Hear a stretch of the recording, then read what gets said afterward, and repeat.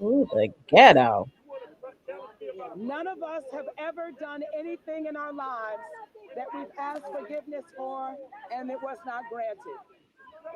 We live in a society where if we do something, there is a due process for all of us. There's a process that starts, it has a middle, and it has an end. And none of us has the right to preempt that process. If I have an accident, I have to report it to my insurance, and they fight it out, and then a verdict is announced.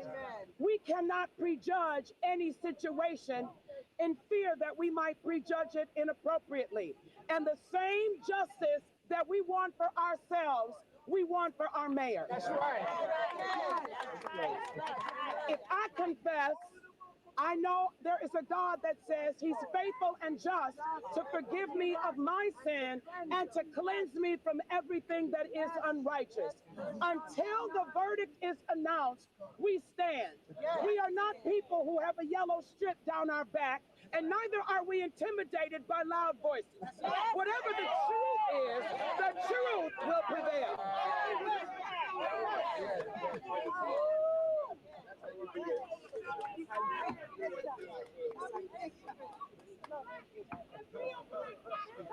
Good morning, my fellow New Yorkers. Good morning. My fellow New Yorkers, I wanted to let you know, Mayor Eric Adams, whom you know for 62 years, who served you in the 80s and 90s when New York was facing the worst time in its history, is the same mayor that's standing right here, is the same mayor that will stand tomorrow, and is the same mayor that will be reelected. 62 years will not be replaced by 5 indictments that will be fought and will be exonerated. Give him a chance. Give him a chance and hear his side of the story. We know him and we should give him a chance. Thank you and God bless you. Come on, my girl. One of the real warriors, Jackie Rowe Adams.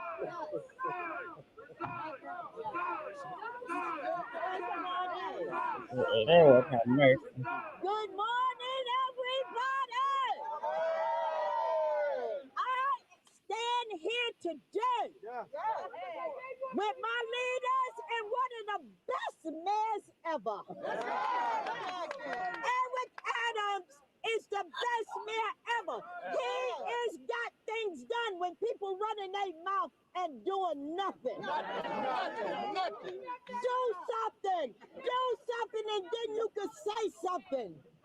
Do something. Mayor Adams stood on the steps of City Hall when he wasn't mayor, and I want y'all to hear this. We had families that just lost their kids to violence. The mayor, not you, but the mayor. He wasn't the mayor then. He stood with us on the steps and saved lives and called a question 2006. At that time, I'm a mother who lost 2 kids to gun violence, and at that time, we should have had stop and frisk. Maybe my kids wouldn't be dead today. If they checked these kids that's 11 years old and 10 and they had stop and frisk, maybe the kids wouldn't be dead today. So I stand with Eric Adams, and I'm going to stand with him, and he ain't going nowhere. You are. Thank you. That's right. Good afternoon, everybody. I'm just here to say that Mayor Adams has stood with us, and we're here now at the United Clergy Coalition to say we will stand with him. First of all, everybody deserves due process.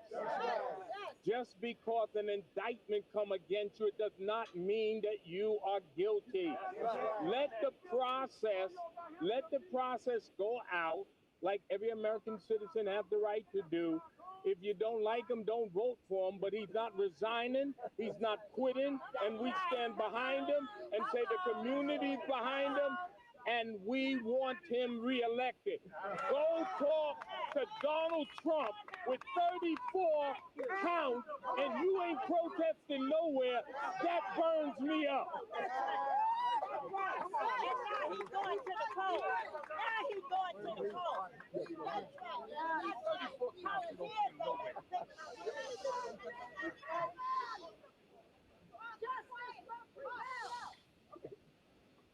How are you? Good, A good to see you. mess. Yeah.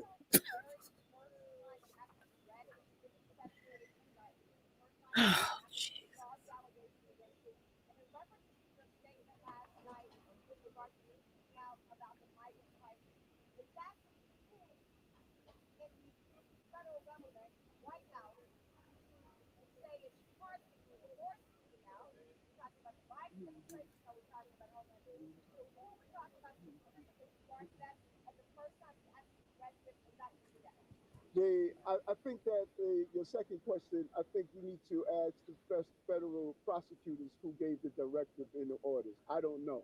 We should ask them who gave the directive in orders that we're going to take on and create this group of lies. They have the answer to that question. When it comes down to reading it, I peruse through it to get the top lines. The attorneys are going to dig into the crevices of it, but it is clear.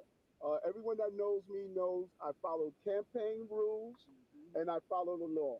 That is how I live my life, and I don't see coming into the 60s and my age to all of a sudden change what I've done all the time. I follow the law and I follow the campaign rules. Thank you.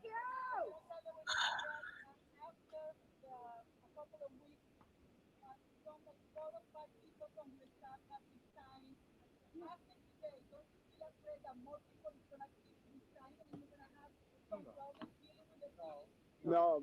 Listen, I think that people fail to properly realize that we have over 300,000 dedicated employees.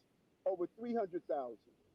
Those who decided to transition and do some more things with their lives, many of them told me ahead of time they were going to do that. But we have an amazing, credible team of dedicated New Yorkers, and they're going to continue to do that. I think that's what's going to surprise everyone. 10 months ago, when my phones were removed, like today it was about my phones. Same thing that happened 10 months ago. Today was about my phones. Let's get clear on that. When they removed my phones 10 months ago, people said that all of a sudden the city was going to collapse. It was not going to move forward. Look what has happened over 10 months. Over 10 months, more jobs in the city history, more small businesses open, decreasing crime. You're seeing over and over again success over and over again. So we're going to continue to prosper. We're going to continue to move forward, and we're looking forward to that in the city. Yes. How are you doing? Yes.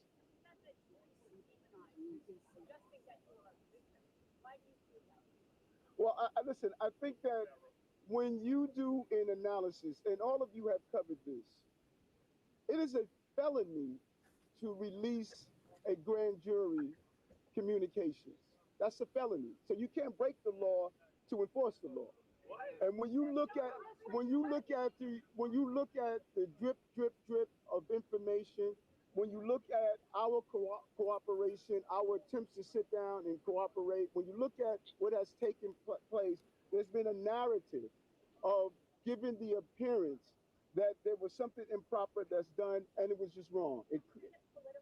No, well, I think we should ask again, as I stated earlier. We should ask those who are conducting this investigation. We should ask them who gave the directive to carry out what we have witnessed over the last 10 months. Over the last 10 months, you knew information before my attorneys knew information over the last 10 months. You reported that there was an indictment before my attorneys knew that there was an indictment. Over the last 10 months, this has happened over and over again, and this is not how our system of justice should operate. You support law enforcement. Yes. You support the feds. Yes. Go ahead, sir. Yes.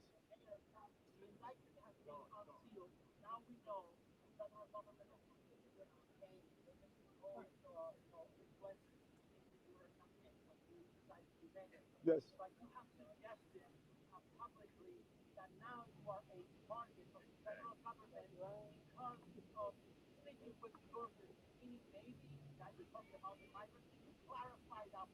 I think I did. I think we should ask the federal investigators and prosecutors who gave the directive to take the actions that we are witnessing right now. I have ran many campaigns. I have been part of many campaigns.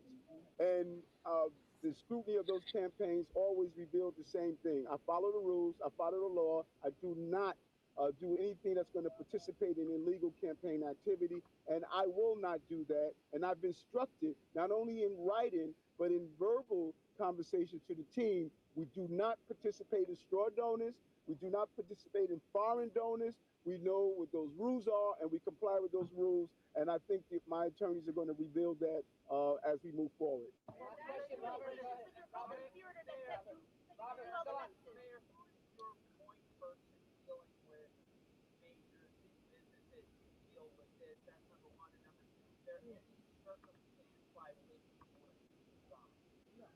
No. Listen, I'm here. I was elected by the people of this city, over 700,000 strong, and this is a city. This is a city that is extremely resilient. This is a city we have gone through some difficult and hard times, and we're going to continue to move forward as a city. And that's what that's shown.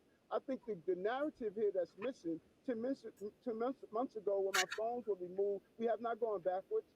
We have not stood still. We showed how we operate during difficult times. And when you say who's the point person that's going to deal with business community, who's going to deal with the business of running the city, the point person is Eric Adams. I'm the mayor of the city of New York. And I have a competent team, of deputy mayors, a competent team of people who are going to continue to lead forward. And we're excited about that. Okay, go ahead, Katie. Yeah.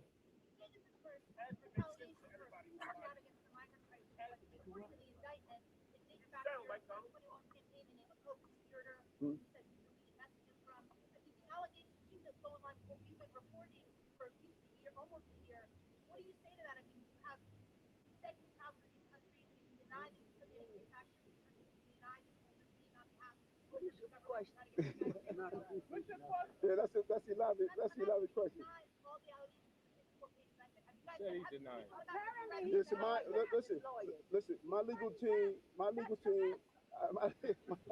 Thank you. Gosh. My legal team is going to peruse the entire indictment. We got it today when it was released. The news media received information before we did, as they have been receiving for the last 10 months. It appears as though the goal is to try this case publicly and not in the criminal justice system that's in place. And so based on what I read, it's clear that if it's campaign violations, I know I don't violate the campaign. That's right.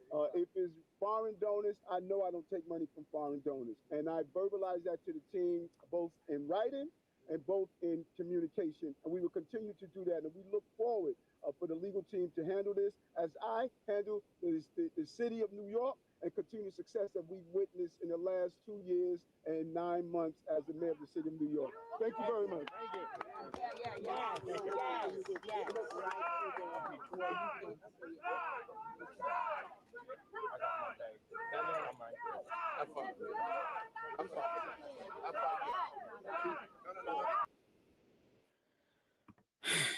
So much to unpack there, but we're gonna try to skip over here to U.S. Attorney Damien. Let me see. Where's that? Let us go up. Hold on.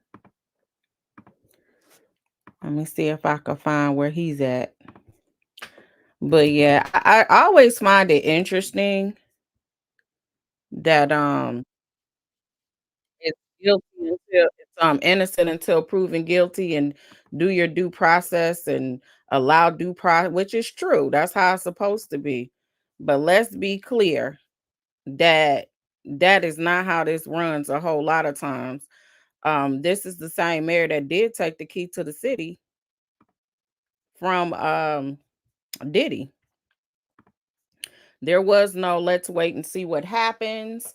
But that's what happens a lot of times. It's like when people are in a position where they feel like they are untouchable, they may make accusations and wage accusations towards other people and not give them the due process and the benefit of the doubt. But then when it comes on in, they want everybody all of a sudden to adhere to the you are innocent until you are presumed innocent until proven guilty. And because of that, I tell a lot of people all the time, and you guys hear it, don't try this in the media because you don't have the burden. You don't have the burden of proof. That is for the government to prove. So you don't have to get out here and profess you're innocent, because your job is not to prove that you're innocent. Their job is to prove that you're guilty. And I think we get caught up in public figures of which they switch that burden. I also hold on. Let's see if they Thank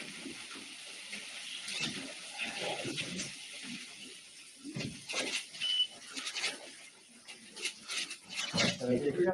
Yeah.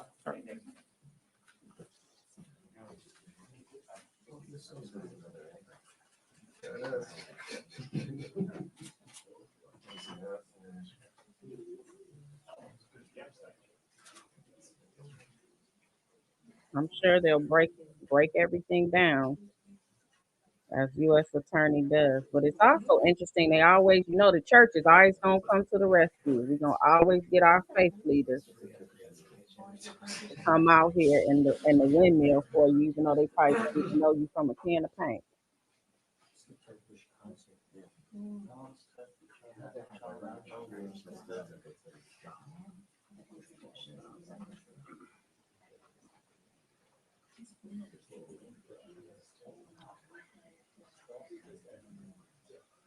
I want to address something really quick. Let me take this sound off.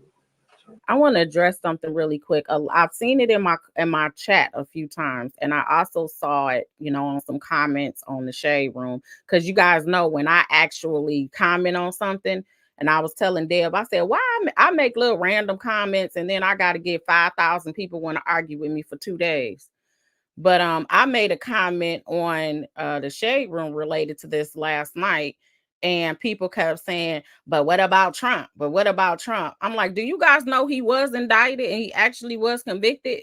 Like, yeah, he's running for president still, because as a federal, he's not the first convicted person that ran for federal office. Because when it comes to the federal round, there's a lot of states that prevent convicted felons, but federally you can do that. So he was actually convicted of some crimes, and there are actual criminal indictments that are still pending.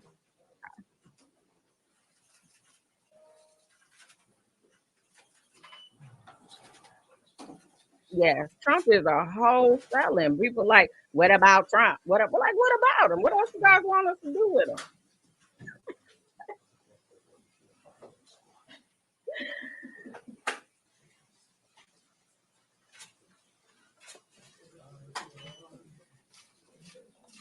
I know I need to just stay off Instagram, don't I?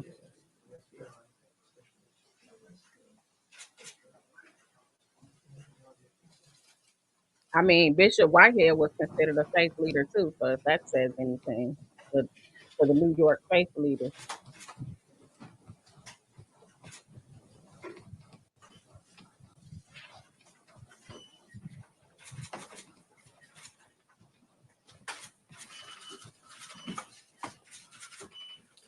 Good morning, everyone. Thank you for gathering. My name is Damian Williams, and I'm the United States Attorney here in the Southern District of New York. Today, we are announcing campaign finance, bribery, and conspiracy charges against Eric Adams, the mayor of New York City. As the indictment alleges, Mayor Adams engaged in a long-running conspiracy in which he solicited and knowingly accepted illegal campaign contributions from foreign donors and corporations. As we allege, Mayor Adams took these contributions even though he knew they were illegal. And even though he knew these contributions were attempts by a Turkish government official and Turkish businessmen to buy influence with him. We also allege that the mayor sought and accepted well over $100,000 in luxury travel benefits from some of the same foreign actors who arranged many of the illegal campaign contributions. These benefits included free international business class flights and opulent hotel rooms in foreign cities. The mayor had a duty to disclose these gifts on his annual public disclosure forms so that the public could see who was giving him what. But as we allege, year after year after year, he kept the public in the dark. He told the public he received no gifts, even though he was secretly being showered with them. We allege that Adams accepted these benefits knowing that they were given to him because of his position. And in exchange for some of those improper benefits, he intervened in the New York City Fire Department's inspection process for a building owned and operated by the Turkish government, allowing it to open even though it had not passed the fire inspection. The corruption alleged in the indictment is, as I said, long-running. As we allege in the indictment, Adams's solicitation of illegal campaign contributions began in 2018. After he started raising funds for his 2021 mayoral campaign, he agreed to take contributions offered by multiple Turkish businessmen, several of whom he met in Turkey. Adams knew that these wealthy individuals could not legally donate in a US election. Federal law clearly prohibits foreign donations. That's how we protect our elections from foreign influence. Yet Adams directed his staff to pursue this illegal money to support his campaign for mayor. And as we allege, Adams continued to pursue foreign money in secret well into 2021. And it didn't stop with his first campaign for mayor. As we allege, in 2023, the mayor rekindled these corrupt relationships, seeking more illegal campaign contributions from some of the same foreign sources to support his re-election campaign. Adams also took contributions that broke other laws. As we allege, he sought contributions from businessmen far in excess of what the law allowed. He also allegedly sought contributions from corporations, which are not allowed to contribute at all in New York City elections. Many of those illegal corporate contributions were organized by the same people who organized the illegal foreign contributions. And Adams allegedly disguised them all in the same way by accepting the money through so-called straw donors. A straw donor contributes someone else's money, hiding the money's illegal source, such as a foreign businessman, a corporation, or a wealthy New Yorker who has already contributed the maximum amount allowed. And as we allege, Adams circumvented all of these laws, taking contributions from exactly the sources the law prohibits, all to benefit his mayoral campaigns. Now, Adams also personally benefited from the illegal conduct alleged in the indictment. Adams solicited and accepted over $100,000 in luxury travel benefits for years from wealthy Turkish business people and at least one Turkish government official seeking to gain influence over him. Adams started accepting undisclosed luxury travel benefits at least as early as 2016. He took these benefits nearly every year through 2021. Here are some of the benefits that we uncovered during our investigation. In 2016, Adams flew to India through Turkey and received 2 free round-trip upgrades for business class seats. That's the highest class on Turkey's national airline. Those upgrades were worth more than $12,000, and none of it was publicly disclosed. In 2017, Adams accepted free business class tickets for himself and his travel companions to France, Turkey, and China. And he was put up in the Bentley suite in the St. Regis Hotel in Istanbul. All of that was worth more than $41,000, and none of it was publicly disclosed. Also in 2017, he flew to China, again, through Turkey, and accepted 2 free business class tickets for himself and a companion. Those were worth more than $16,000, and none of it was publicly disclosed. In 2018, he flew to Hungary through Turkey and accepted free upgrades for business class seats. Those were worth more than $12,000, and none of it was publicly disclosed. In 2019, he flew to Turkey and accepted a free upgrade to business class for his companion and a free stay in a lavish suite at the St. Regis Hotel in Istanbul.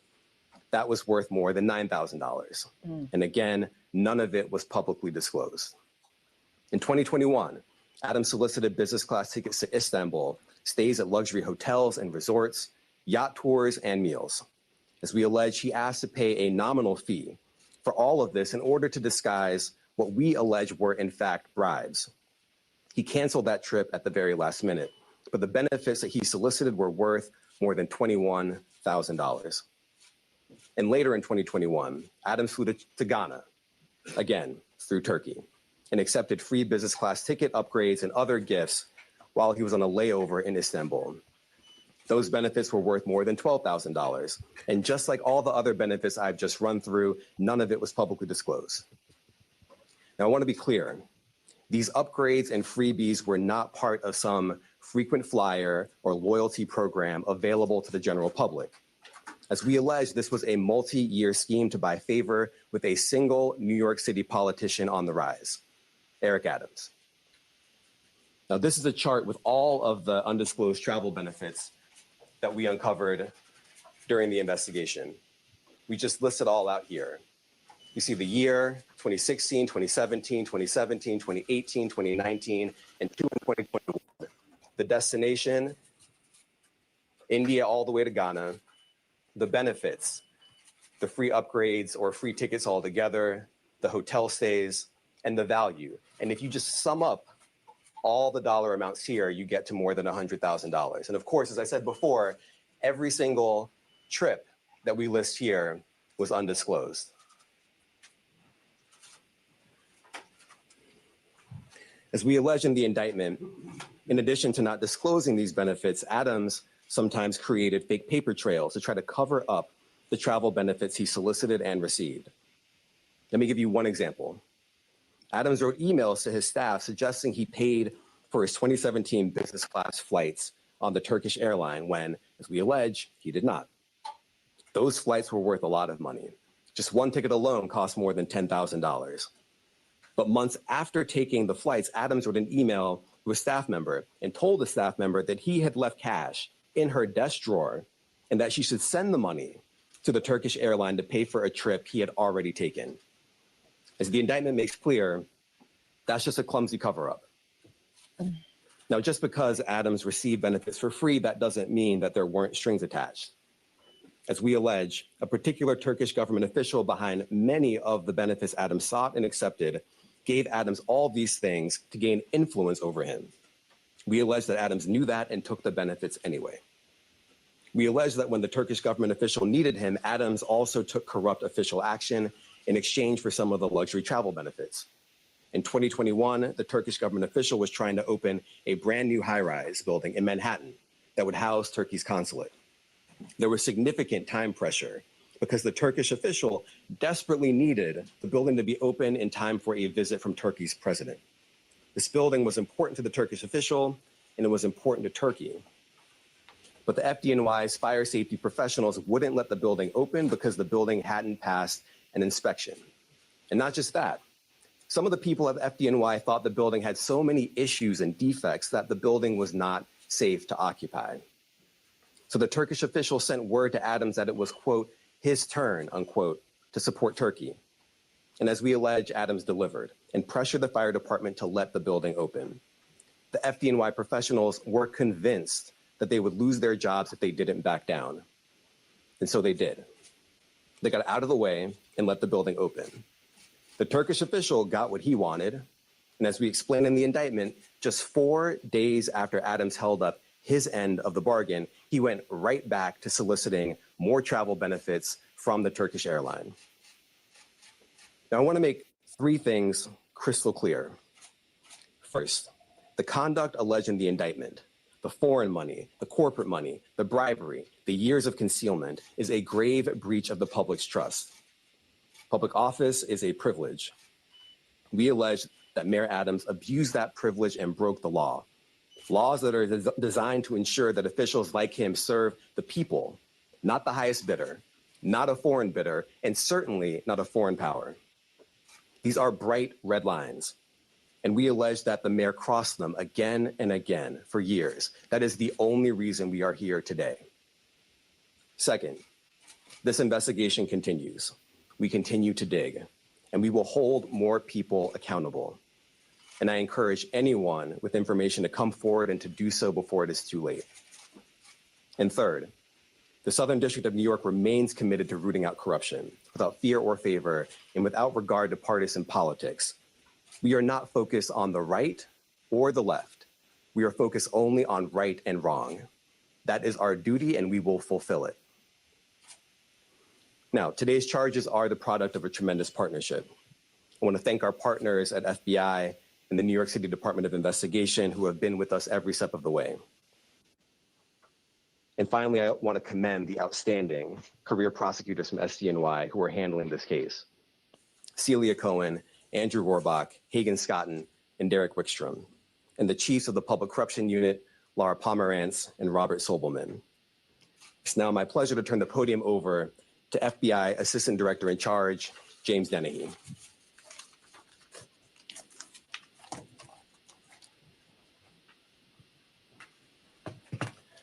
Good morning, and thank you for being here today. The indictment of a sitting mayor is not just another headline. It is a stinging reminder that no one is above the law or beyond reproach. And it serves as a sobering moment for all of us who place our trust in elected officials. Today's indictment sends a powerful message to every elected official in this country. Public service is a profound responsibility and should be a noble calling. When that's perverted by greed and dishonesty, it robs us of our trust. It's a pact between leaders and their communities, built on the pillars of trust, accountability, and transparency. When that pact is broken, the consequences ripple far beyond one office or one election cycle. We know not all leaders are corrupt. We know there are countless public servants who wake up every day with the intention of doing right by their constituents. But we cannot ignore the shadow cast by moments like this. When trust is eroded, it takes years, sometimes decades, to rebuild. The weight of today's actions falls not just on the indicted official, but on every other public official who must now work harder to earn the public's confidence in them. It's important to remember accountability isn't just about punishing those with alleged wrongdoings. It's about lifting the communities they've let down. It's about rebuilding, restoring, and reimagining what public servants can and should do. It's up to us to demand more from our leaders, to hold them to the highest standards, and to remind them that the power of public office should never be abused. While some may be disappointed today, let me encourage you not to be defeated. The strength of our communities, our faith in one another, and our collective resilience are far greater than the alleged failings of any one individual. In closing, I'd like to thank the U.S. Attorney for the Southern District of New York, Damian Williams, and his office, Commissioner Jocelyn Strauber, and the New York City Department of Investigation and her team, as well as my team, the Public Corruption Squad here at FBI New York. Thank you. I'd like to welcome up Commissioner Jocelyn Strauber from the New York City Department of Investigation.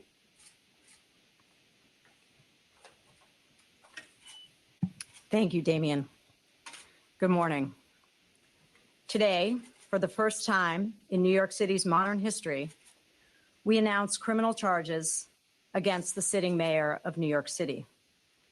As our highest elected official, the mayor should set the standard for all of city government and exemplify the integrity, transparency, and dedication to serving the public that all New Yorkers deserve. Instead, the indictment unsealed today alleges that Mayor Adams abused his power and position for nearly a decade as Brooklyn Borough President and as mayor to enrich himself and his mayoral campaigns. As charged, he sought and received illegal campaign contributions, luxury travel, and other personal benefits from foreign nationals, as well as individuals and businesses. He allegedly took steps to conceal those illegal contributions and personal benefits and involved city employees and campaign staff in that concealment. As the indictment explains, this kind of corruption has real costs to the city and to the public. As alleged, the mayor's 2021 campaign falsely certified compliance with campaign finance laws in order to conceal those illegal campaign contributions, and as a result of those false certifications, received over $10 million in public matching funds. The mayor's alleged acceptance and concealment of illegal contributions and personal benefits gave overseas benefactors, wealthy individuals, and businesses undue influence over the mayor, influence that federal and local laws seek to prevent. And as charged, in exchange for certain personal benefits, the mayor pressured the New York City Fire Department to forego a required fire safety inspection before the opening of the new Turkish consulate building. We heard this already, ma'am. As the city's inspector general, the Department of Investigation, a city agency, conducts its investigations confidentially and wholly independent of City Hall. We handled this investigation as we would any other, following the facts and seeking to hold wrongdoers accountable, no matter their role or title. Our unique access to city records and expertise in matters of city government make us a critical partner in the fight to root out corruption, working closely with our law enforcement colleagues at the FBI and the U.S. Attorney's Office. If you have information about this case or about illegal conduct by any New York City official or employee, I encourage you to contact DOI by email at tipline@doi.nyc.gov or by phone at 212-825-2828. I want to thank the U.S. Attorney's Office for the Southern District of New York and the FBI for their partnership on this investigation. And I want to recognize and thank the dedicated, hardworking DOI investigators who are handling this matter. Senior Inspector General Eleanor Rivkin, Inspector General Audrey Feldman, Deputy Inspectors General Arturo Sanchez and Trenton Sweeney, and their supervisors, Deputy Commissioners Christopher Ryan and Dominic Sorella. Thank you. Thank you, everyone. Thank you, everyone. Can you just say Mayor Adams has said he's not going to resign? He said that this is a witch hunt because We tried.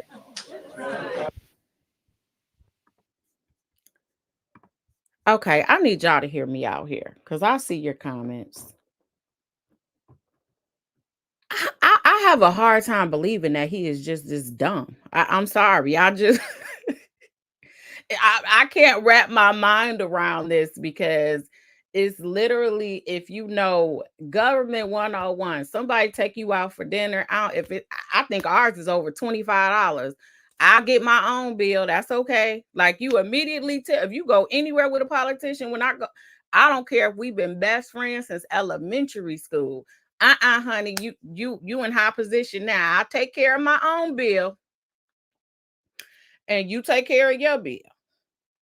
And then to say something about like the whole cover up, and he said, oh, he sent an email to his assistant to try to make it seem like he paid for it himself. So that means some of this is the theory that they're using, because it looks like perhaps he may have information that would lead you to believe that he did things on the up and up.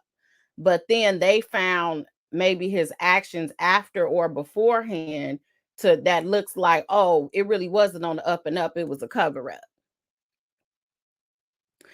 I don't know. I just he is presumed innocent until proven guilty beyond a reasonable doubt.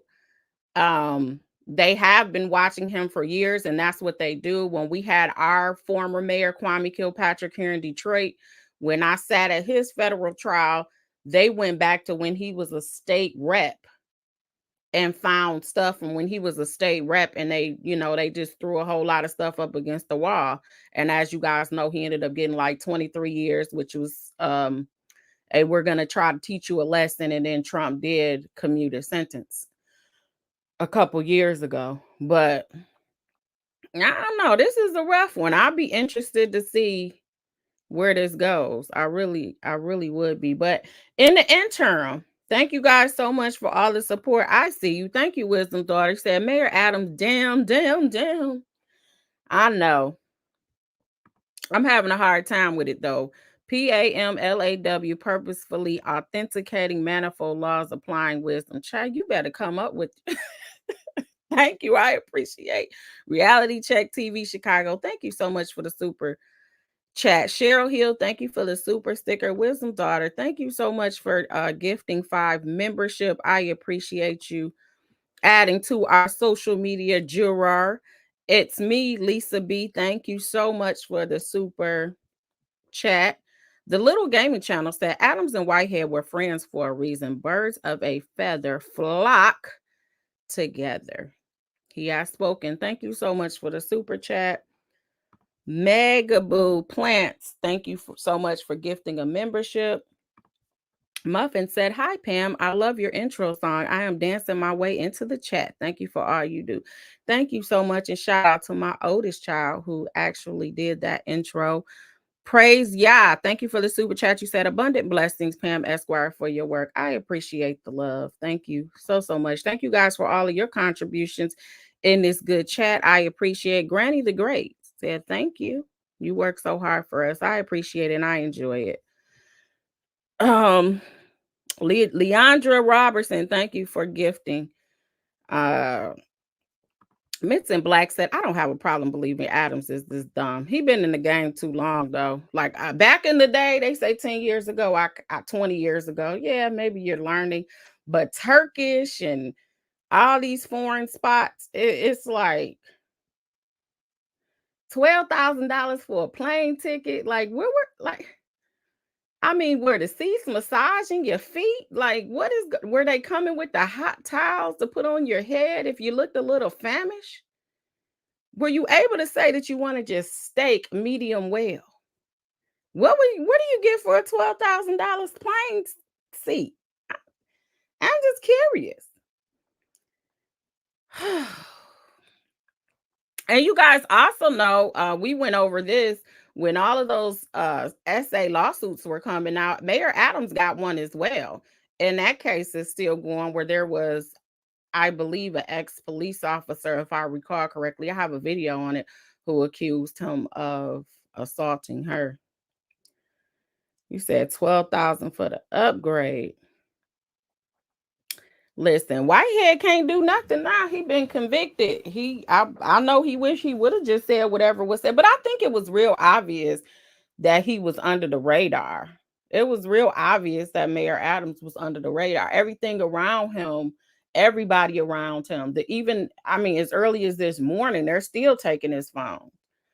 Crazy. Look, I was thinking the same thing, but I figured I was being way too nosy and it's irrelevant to what we're doing today. I am curious as to who his companion was. Yeah, I was thinking the same thing. I'm not even going to lie, if I were to be totally honest. I was like, and who was that? Yeah, he's an ex-cop.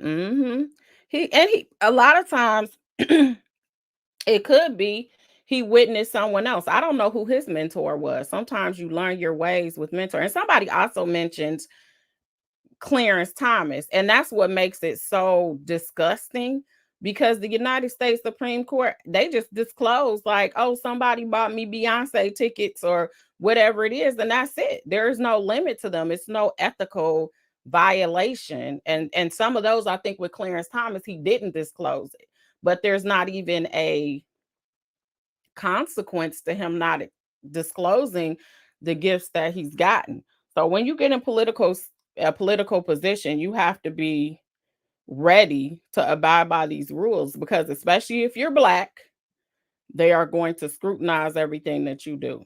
Not to say no white people, got taken down, but it's something about when we get into a position of power. That's why it's very disheartening when you're afforded that position and you basically drop the ball. It's very disheartening. But again, we'll see what happens. Diamond Pearl Jim, thank you for the super chat. You said the more society pushes using electronic monetary transactions, the more we will see more of these cases. People can't hide from the forensic accountants. Thank you for the super chat. El Sid say when flued out affects your job. Yeah, because that's pretty much what it sounds like. It was a lot of travel that they're saying he got and he should not have gotten. I just, I don't know.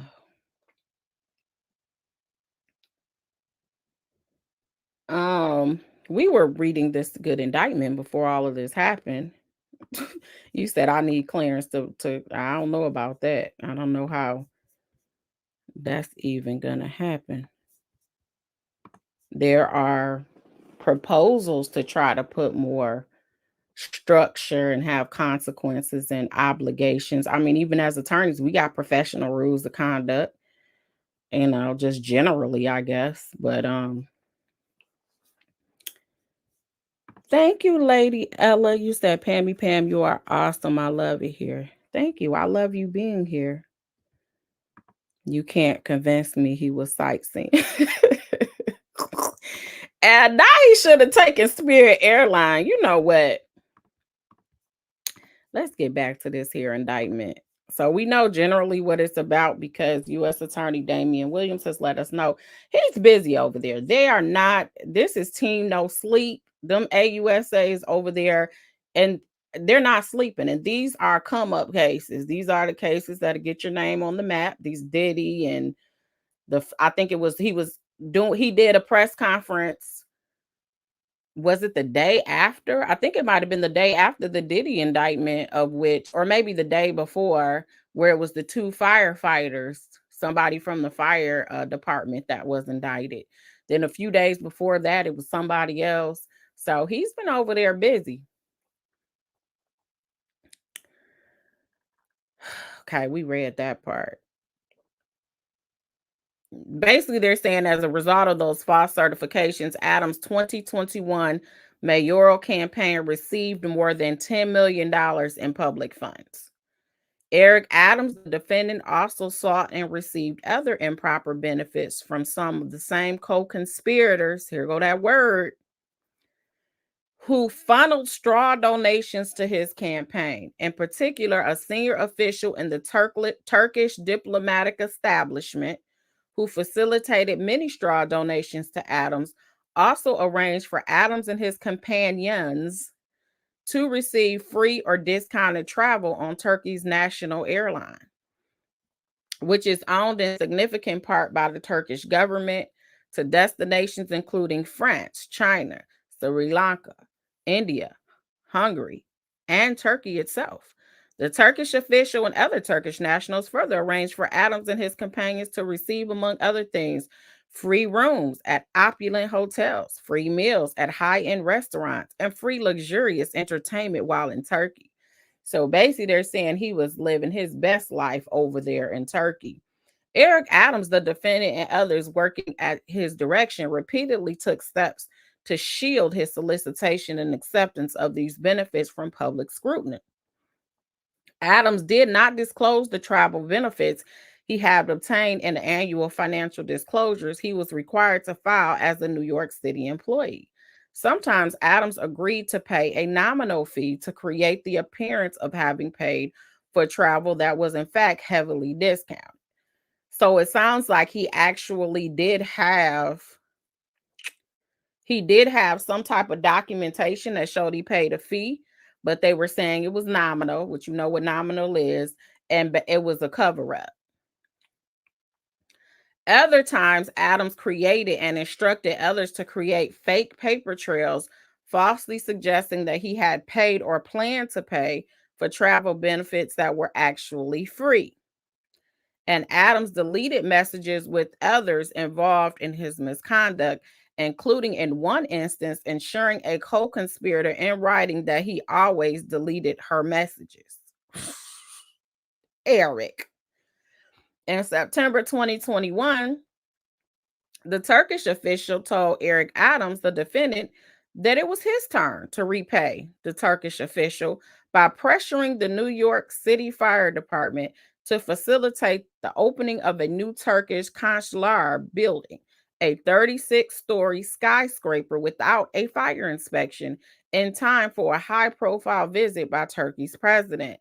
At the time, the building would have failed an FDNY inspection.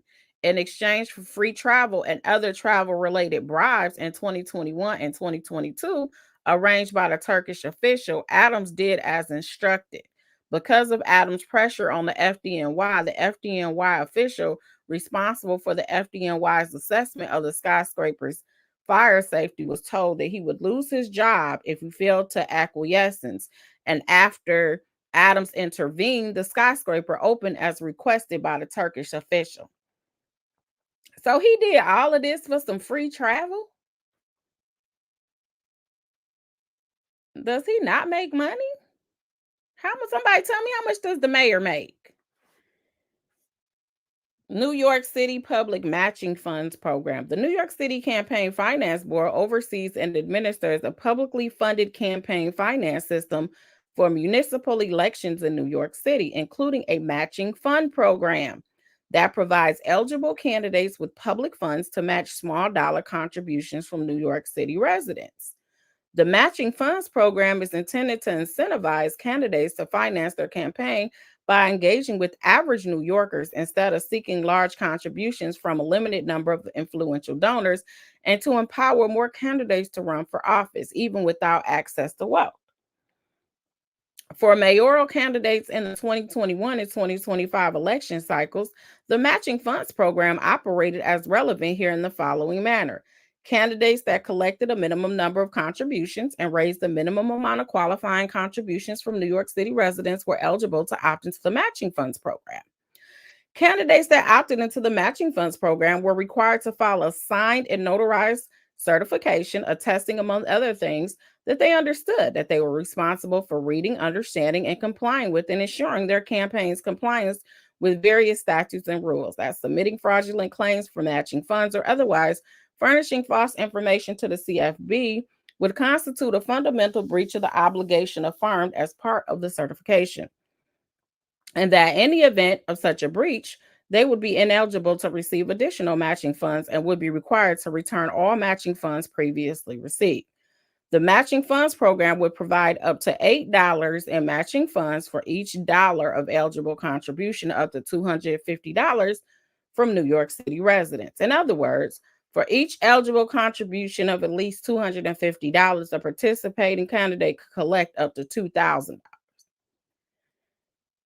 in matching funds. The matching funds program would provide up to $12,952,888 in matching funds for qualifying mayoral candidates during the primary and general election in the 21 election cycle, and up to $14,101,334 and matching funds for qualifying mayoral candidates during the primary and general elections in the 2025 election cycle. Wow, jeez. Let me see what y'all saying. By the time it hits the ghetto, it's a $300K salary. Did somebody come here and tell me how much it was? Let me see. Okay, so Ebony said the salary of the salary for a New York mayor is $258,750. That's good money. Don't you think that's some decent money? I know New York cost of living is a little bit higher, but he lives in the mansion. You know, you got a free house. That's some good money. And then, like, who really is going to make the mayor pay? Like, he probably goes in the restaurants. They just say, Mayor, this is on me. It's okay. Thank you so much. Can I just take a picture and put your picture on the wall? He goes into somebody's place that sells suits. Mayor, I'm going to give you this suit for free. This is a donation for me because you're the mayor. Just let the people know that you came here, that you shop my small mom and pop store. They usually don't even hardly pay for much of anything. Yeah, I think that's good. He could pay for his own damn ticket to Turkey. Like, what is that all about?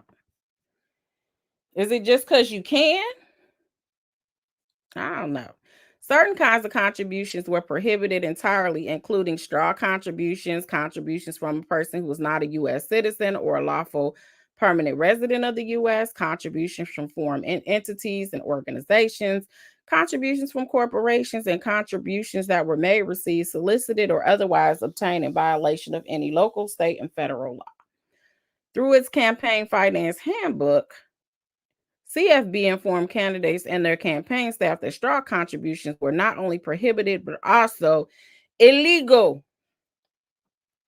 Candidates that opted into the matching funds program were required to regularly submit to the CFB disclosure statements that, among other things, identified all contributions received during a particular reporting period, regardless of whether those contributions were eligible for matching funds. These disclosure statements were required to be submitted electronically by either the candidate or the campaign's treasurer using a unique login. So I guess they said you can't say, wasn't me. Somebody hacked my account. In order to submit a disclosure statement, the filers were required to identify him or herself as either the candidate or the treasurer and electronically sign a verification stating, quote, this disclosure statement is true and correct to the best of my knowledge, information, and belief. And I understand that by clicking verify below, I'm electronically signing my disclosure statement, which shall have the same validity and effect as the signature affixed by hand. Eric Adams, the defendant, was aware that the law prohibited foreign conduit and corporate contributions. At least as early as 2018, Adams began raising money to fund his first mayoral campaign. In September 2019, Adams submitted the required certification to opt into the matching funds program. During the 21 election cycle, Adams and persons acting at his direction regularly submitted and signed disclosure statements attesting to the veracity of the information being provided to the CFB. Adams won his party's primary election in July of 2021 and was elected mayor in November of 2021. While serving as mayor, Adams again opted into the matching funds program and began fundraising for his 25 re-election campaign. It's not looking too good now. Continuing at least to the date of this indictment, Adams travels to Turkey and begins accepting illegal campaign contribution and personal benefits. Within a year of becoming Brooklyn Borough president, Eric Adams, the defendant, began building relationships with foreign nationals who were seeking influence with him. In the years that followed, Adams solicited and knowingly accepted illegal campaign contribution and improper personal benefits from those foreign nationals. In 2015, Adams travels to Turkey and establishes a corrupt relationship. 2015, Eric Adams, the defendant, took 2 official trips to Turkey. His first trip in August of 15 and arranged by the Turkish Consulate General in the New York City and paid for in part by the Turkish Consulate and in part by a for-profit educational conglomerate based in Istanbul, the Turkish University. The second trip in December 2015 was arranged by the Turkish officials and a Turkish entrepreneur, the promoter, whose business includes organizing events to introduce Turkish corporations and business people to politicians, celebrities, and others whose influence may benefit the corporations and business people. For both trips, Adams received free business class tickets on the Turkish airline. Unlike Adams' subsequent travel with the Turkish Airlines, Adam reported his 2015 travel to Turkey on financial disclosure forms filed with the New York City Conflict of Interest Board, as he was required to do annually at all times relevant to this indictment. So he actually reported that trip, according to this indictment. The 2015 travel to Turkey by Eric Adams, the defendant, involves several people relevant to events described in this indictment, including the Turkish official who helped arrange Adams' travel to and within Turkey in 2015, and who later steered illegal contributions and improper gifts to Adams to gain influence with and eventually to obtain corrupt official actions from Adams.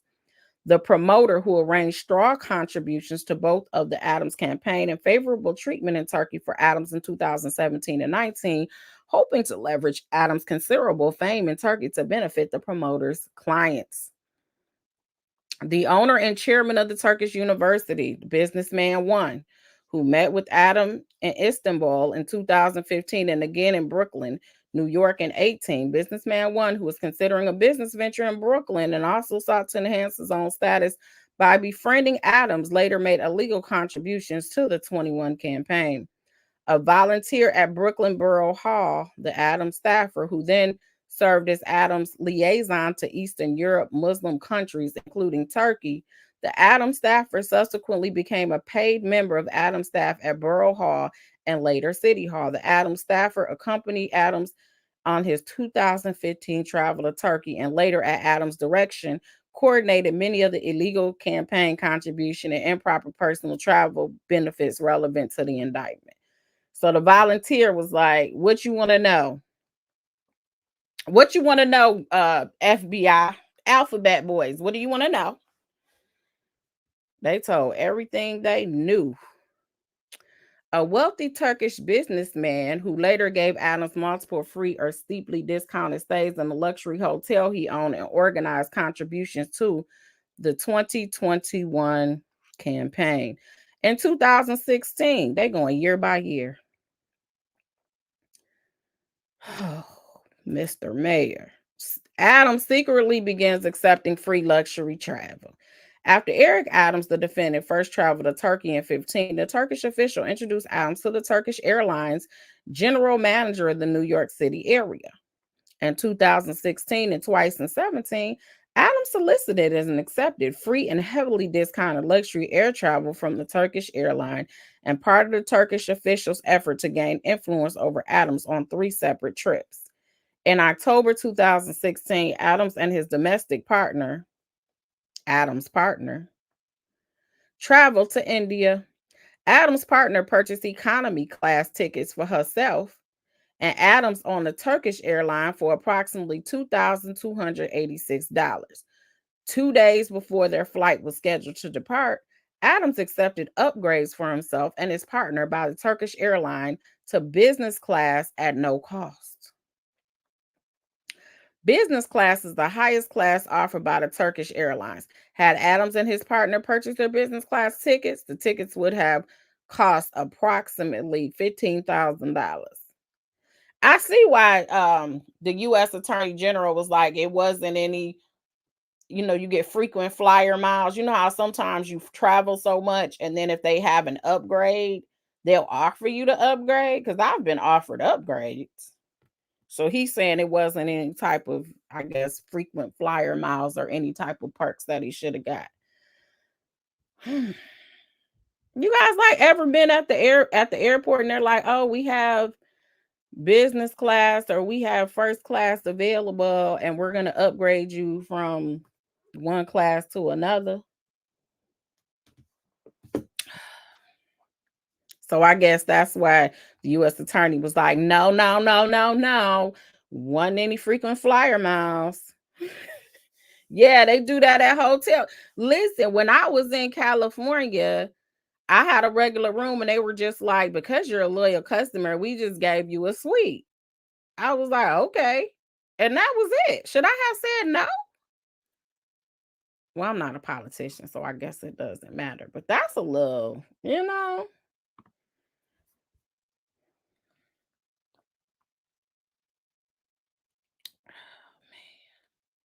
Somebody said, what the heck is in Turkey? Monique, see, I was hoping you could tell me. I don't know. Must be fun, though, because he likes to go there and take his female companions.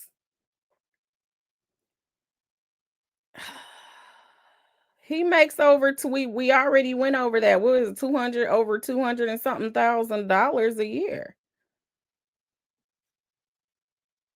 A hair transplant? What? Aaliyah living my best life?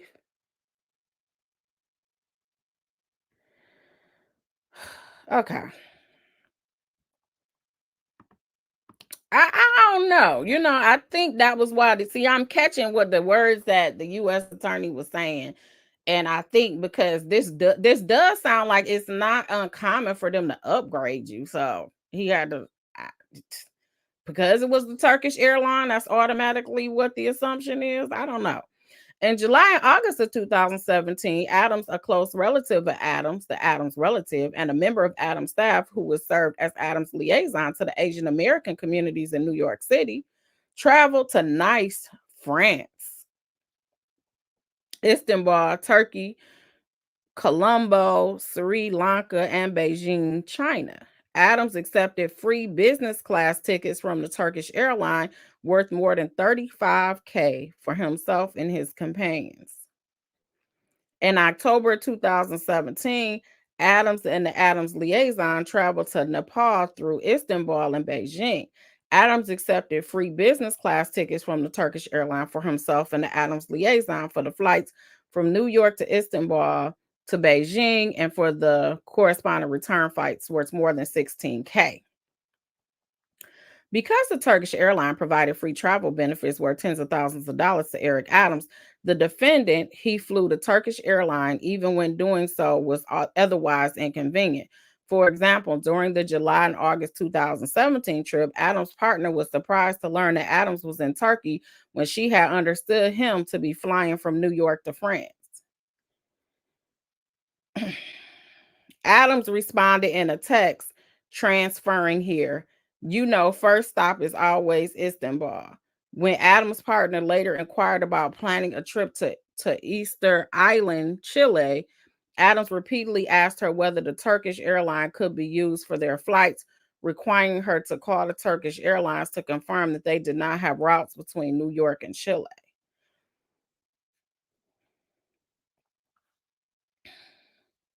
Okay. Eric Adams, the defendant, also accepted valuable travel and hospitality benefits for himself and his companions during their time in Turkey. For example, during a stay in Istanbul during the July and August 2017 trip, Adams, the Adams relative, and the Adams liaison accepted a heavily discounted stay at the St. Regis, arranged by the promoter. The St. Regis is owned by the businesswoman who sought to integrate herself with Adams and gratitude maybe is what they say, and gradiate herself with Adams. Adams stayed in the Bentley suite, portions of which are depicted here. Oh, they got pictures. That's the suite he was in. Okay. Go hard or go home, right? Okay. Yeah, nah, he's not married. He's not married. But that lady was like, I thought you was going here, but you ended up here. Like, okay. He lied to you. How many been lied to? Okay. Although booking the Bentley suite for 2 nights would have cost approximately $7K, Adams paid a total of less than $600. In order to conceal the valuable flight, hotel, and other travel benefits that Eric Adams, the defendant, accepted from foreign nationals seeking influence over him, he did not disclose any of these trips on his annual disclosure forms, despite legal requirements to do so.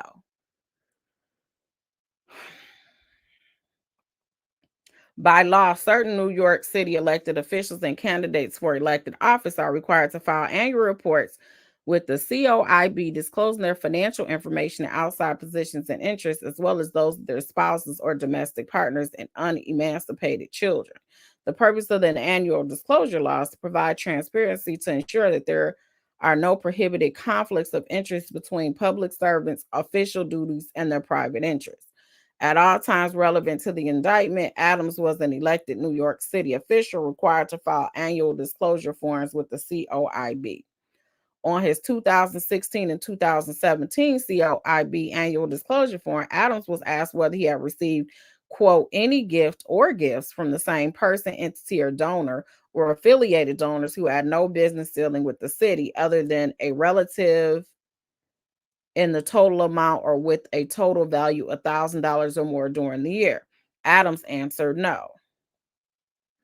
Adams also answered no to a similar question asking whether he had received any gifts worth $50 or more from a person, entity, donor, or affiliated donor who did have business with the New York City. The valuable travel benefits Adams solicited and accepted, including the free business class upgrade for travel from New York to India, the free business class tickets for 3 from New York to France, Turkey, all of them, China, all of them places, the heavily discounted stay in the Bentley suite, and the free business class tickets for 2 from New York to China through Turkey for each of the 2016 and 17 trips described in paragraph 12 through 14, each exceed $1,000 in value, as would be obvious to anyone who, like Adams, had extensive experience traveling overseas. Eric Adams, the defendant, also sought to conceal the luxury travel benefits he solicited and accepted from foreign nationals by creating fake paper trails, with members of Adams' staff assisted in his direction. For example, Adams attempted to create a fake paper trail suggesting he had paid for his 2017 flights in the Turkish airline when in fact he did not. As Brooklyn Borough president, Adams employed a scheduler. I heard about that scheduler in the Whitehead case, who managed his appointments, meetings, and other official events. Despite her status as a New York City employee, the Adams scheduler was used by Adams to perform personal tasks for him, such as collecting rent at a Brooklyn property he owned. Adams also assigned the Adams scheduler to pay various personal expenses for him, after which Adams would reimburse the Adams scheduler in cash. In 2017, Adams sent series of emails to the Adams scheduler, directing the Adams scheduler to pay for the free 2017 flights he and his companions had already taken on the Turkish airline. But the emails provided inconsistent explanations. In some, Adams suggested that the Adams scheduler should pay by using Adams' credit card, while in others, Adams claimed to have left cash in an envelope for the Adams scheduler to send to the Turkish airline.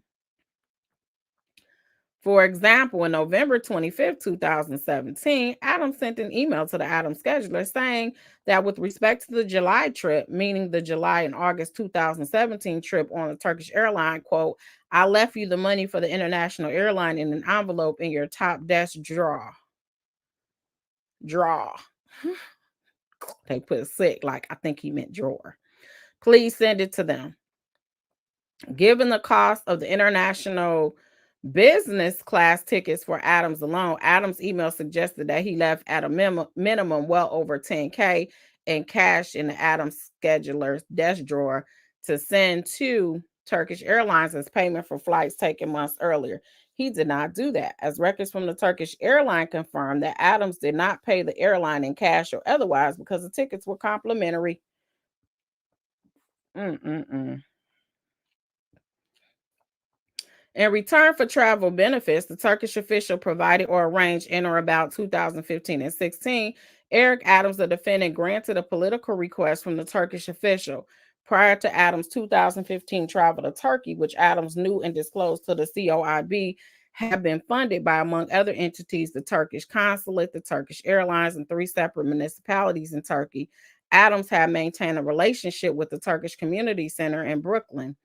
In about 2016, the Turkish officials told Adams that the community center was affiliated with the Turkish political movement that was hostile to Turkey's government, and that if Adams wished to continue receiving support from the Turkish government, Adams could no longer associate with the community center. I guess Adams stopped. He was like, all right. So he stopped associating with the community center once they were told, hey. Oh, man. Adams begins accepting straw contributions and continue to receive luxury travel benefits. By 2018, Eric Adams, the defendant, began raising funds for the 21 campaign.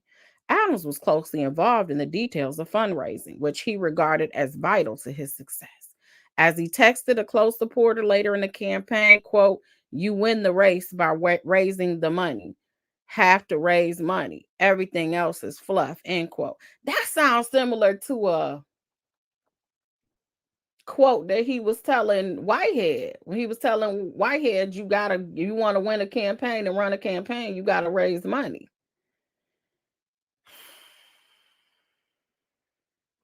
A close supporter. That might have been his text.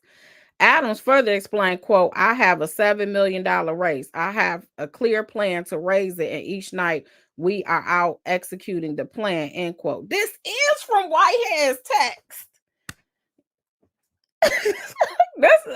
If this is not the same text, it is eerily similar. Because Whitehead told Adams he wanted to run for Brooklyn Borough president. And he told him, you got to get out here. You're doing all this stupid stuff on the internet, getting into it with bishops, getting into it. You know, you can't control yourself. You're very immature.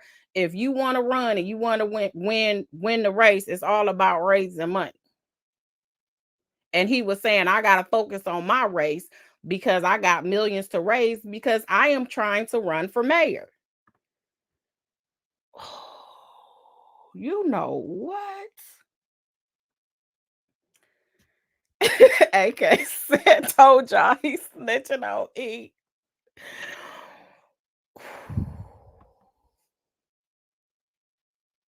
Ooh. Okay. Throughout the 21 campaign, Adams solicited and knowingly accepted straw donations, including from foreign sources, while continuing to secretly accept free and heavily discounted travel benefits from the Turkish officials, the promoter, and the airline manager. As part of these efforts, Eric Adams, the defendant, solicited and knowingly accepted straw donations to the 2021 campaign that were facilitated by the Turkish officials and the airline manager, among others. Sub A, beginning at least early as April 2018, Adams asked the airline manager to fundraise for the 2021 campaign, and the airline manager sought to organize a fundraiser. Sub B, on June 14th of 2018, the Turkish official exchanged messages with the Adams staffer, asking, quote, how much can companies donate, end quote. The Adams staffer explained that only individuals could donate to the 21 campaign. Sub C, on June 22nd, 2018, Adams attended a fundraiser for the 21 campaign. The airline manager, among others, organized and attended the event. Following the event, the Turkish official messaged the Adams staffer asking for the, quote, list of the participants of the June 22nd meeting, end quote. The Adams staffer then sent the Turkish official the list for June 22nd, 2018, which included the names of various persons who donated to the 21 campaign in the preceding days or who donated in the following days, raising in excess of 15K. Sub D, a promotional flyer for the June 22nd, 2018 fundraiser listed as one of the fundraiser hosts a friend of the airline manager who owned an airport transportation business too, and a series of messages exchanged with the Adams staffer. Businessman 2 stated that he had facilitated a straw donation through an associate.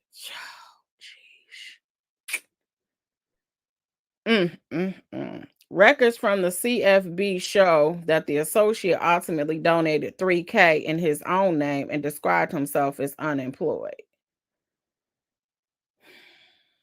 Let me read that. Promotional flyer for the June 22nd, 2018 fundraiser listed as one of the fundraiser hosts, a friend of the airline manager who owned an airport transportation business. So this was an exchange between the Adams staffer and businessman 2, and he told him, stated that he had facilitated a straw donation through an associate. So he said, my associate donated, is the one that the records from showed. So the associate, it sounded like the associate did use their name. They donated $3,000, but I guess this business person said that I gave it to the staffer so that the staffer did it in their name. And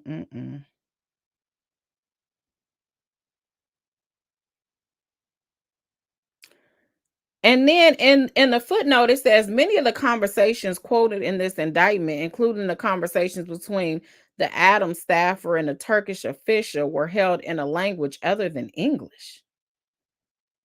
What were they speaking? Wow.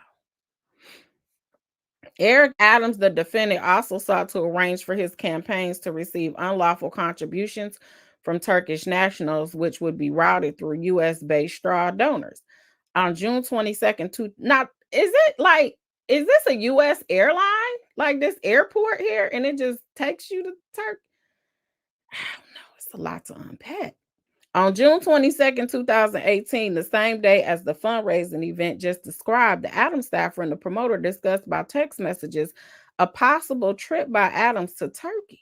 The promoter stated in part, quote, "Fundraising in Turkey is not legal, but I think I can raise money for your campaign off the record," end quote. Oh, gosh.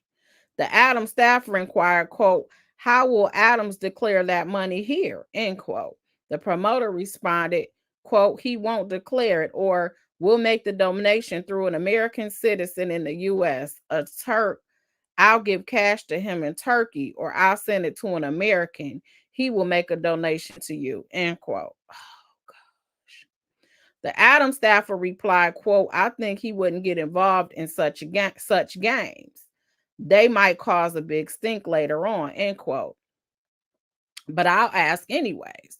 The Adams staffer then asked, quote, "How much do you think would come from you?" The promoter responded, "A max of 100K. The Adams staffer wrote, 100K? Do you have a chance to transfer that here? We can't do it while Eric is in Turkey." To which the promoter replied, quote, "Let's think. Let's put on our thinking caps and figure out how we gonna get this money over to you." After this conversation, the Adams staffer asked Adams whether the Adams staffer would pursue the unlawful foreign contribution offered by the promoter, and contrary to the Adams staffer expectation, Adams directed that the Adams staffer pursue the promoter's illegal scheme. Well, that's what the Adams staffer said. He'll probably say, I didn't tell him to take that money.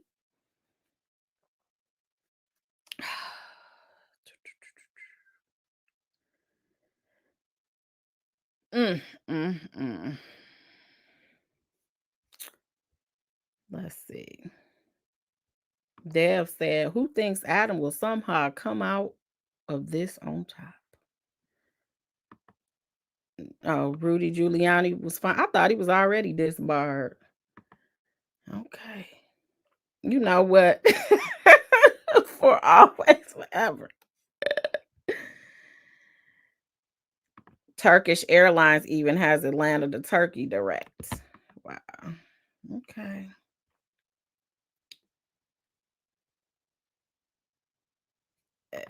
Chris Christmas said Whitehead may get a little time chopped off, but not much. He's still gonna sit for at least 5 to 6 years.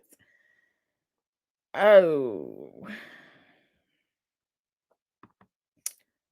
Yeah, Whitehead was saying that, but he wasn't saying that at first. I had already said that he ain't that big, and Whitehead wouldn't like admit that at first. But then when he was running out of things to talk about in the media, he was like, "They really want the mayor. They don't even want me."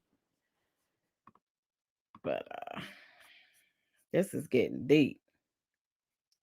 Courtney said, "Sounds like he had many business dealings with Turkey, or his boo thing lived in Turkey." That's what I was thinking. I was like, y'all think he was messing with somebody in Turkey? Seems like a random place. Okay, Glenn said that Turkey is beautiful with plenty of great historic buildings. Okay.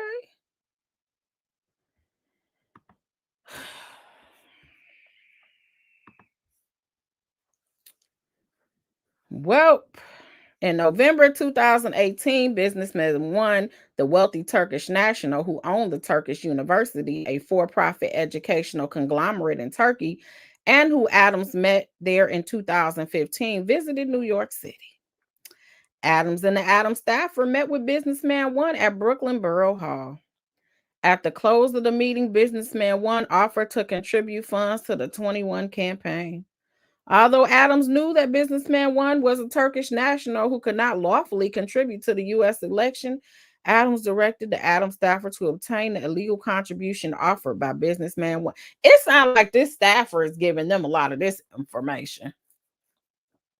And I bet you Adams is going to say he didn't direct this staffer to do a darn thing. Following up on this directive, Adams wrote to the Adams staffer that businessman, one quote, is ready to help. I don't want his willing to help to be wasted, end quote. As Adams directed the app, so I guess they're using that text to say he told him to go ahead and get the money by saying, I is ready to help. I don't want his willing to help be wasted. As Adams directed, the Adams staffer maintained contact with businessman one through intermediaries, culminating in Adams accepting straw donations of business one, money discussed below. In 2018, Eric Adams, the defendant, also continued to secretly solicit and accept free and heavily discounted luxury travel benefits provided by the Turkish official and the airline manager. In January 2018, Adams and Adams' partner traveled to Budapest, Hungary through Istanbul. Several months earlier, Adams' partner had purchased 2 economy class tickets on the Turkish airline for approximately $560. Now that's around my range. You know what I'm saying? $12,000 is a bit much. In December 2017, the Adams staffer, acting at Adams' direction, asked the airline manager to upgrade the ticket to business class, which he did for free. Had Adams and Adams' partner purchased their business class tickets, the tickets could have cost more than $14,000. Consistent with his prior actions, Adams concealed his free and heavily discounted travel the Turkish airline provided by omitting it from his 2018 COIB disclosure form despite the requirement to report it. Lord have mercy. As the mayoral election approaches, Adams continues to solicit and accept illegal campaign contribution. In January 2019, Eric Adams, the defendant, and Adams' partners traveled to Turkey, Jordan, and Oman with the assistance of the promoter. Adams ain't never in the country. What?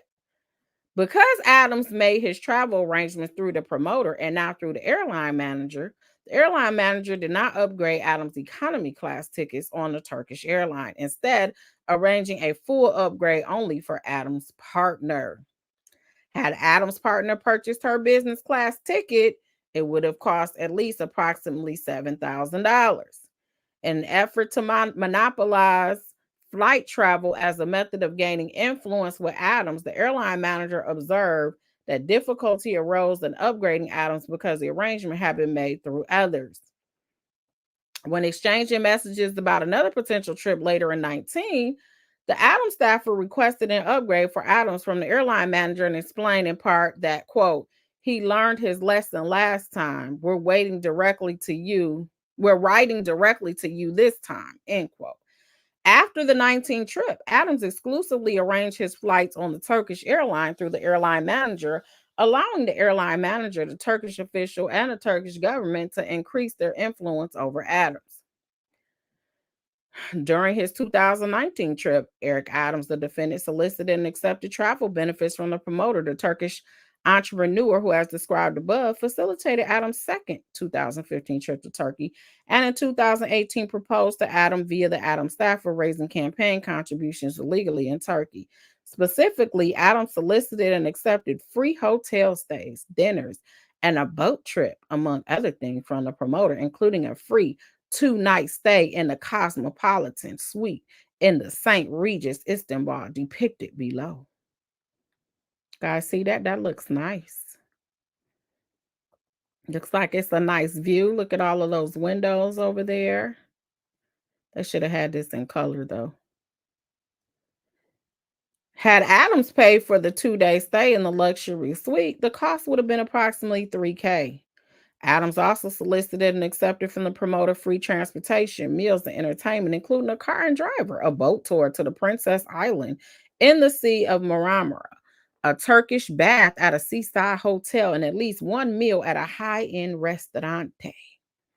Eric Adams, the defendant, did not report any of the free travel benefits he received during his 2019 stay on his 2019 COIB disclosure form. Eric Adams, the defendant, also solicited unlawful foreign campaign contributions while in Istanbul on January 2019. During Adams' trip, the promoter arranged for Adams to meet a wealthy Turkish businessman. This is businessman number 3. We on 3. The Turkish official, through the Adams staffer, discouraged Adams from meeting businessman 3, who was then under suspicion of wrongdoing. So the Turkish official was like, this ain't what you want to do, Adams. You've been floating all this time. You don't want to meet with businessman number 3 because he's under suspicion of wrongdoing. So you don't want to affiliate yourself with this guy. Adams did so nonetheless. He was like, I got this, man. It's cool. It's cool. I know what I'm doing. Thank you, though, with that big smile like he had on today when he was doing the press conference. During their meeting, Adams and the promoter solicited campaign contribution from businessman number 3, who, as a Turkish national, could not lawfully contribute to any U.S. campaign.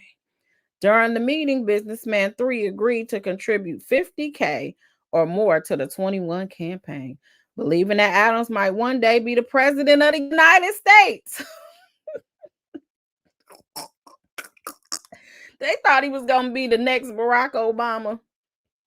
If y'all don't cut it out, believing that Adams might be one day the president of the United States and hoping to gain influence with Adams. In subsequent messages, the promoter and the Adams staffer discussed how to funnel businessman 3's planned contributions to the 2021 campaign through U.S. straw donors. Before any of the discussed straw donations could occur, however, businessman 3's legal troubles in Turkey and the United States became more public. Adams declined to meet with businessman 3 when businessman 3 later visited New York, and businessman 3 did not ultimately contribute to the 21 campaign. Adams was sitting there in his Turkish hotel and he started flipping through CNN. He was like, oh, that's my man's right there on CNN. Oh no, I'm not answering his phone calls anymore. It's like the heat is hot. He put him on ignore. He blocked him from his phone and he was like, I don't need your funds. I don't need your funds.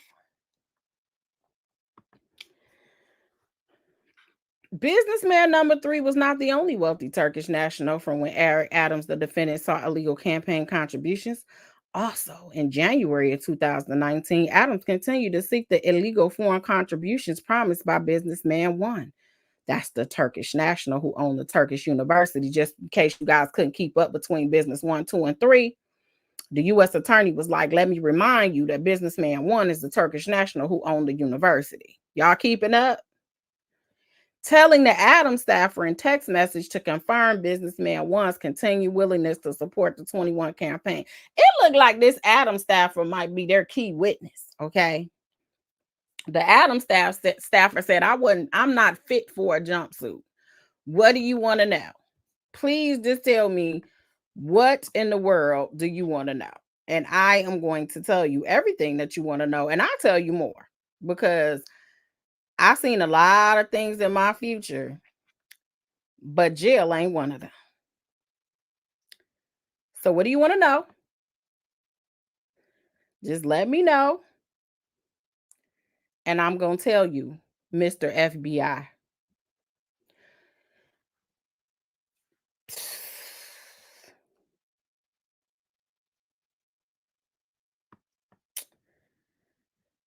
Whew, this is getting rough. You guys, please make sure you hit that like button. I would sure appreciate it. This is the year of reckoning. That's what Kat said in January. We should have known it was about to go down. It's going down. All right, let's get on. Let's get on. We digress.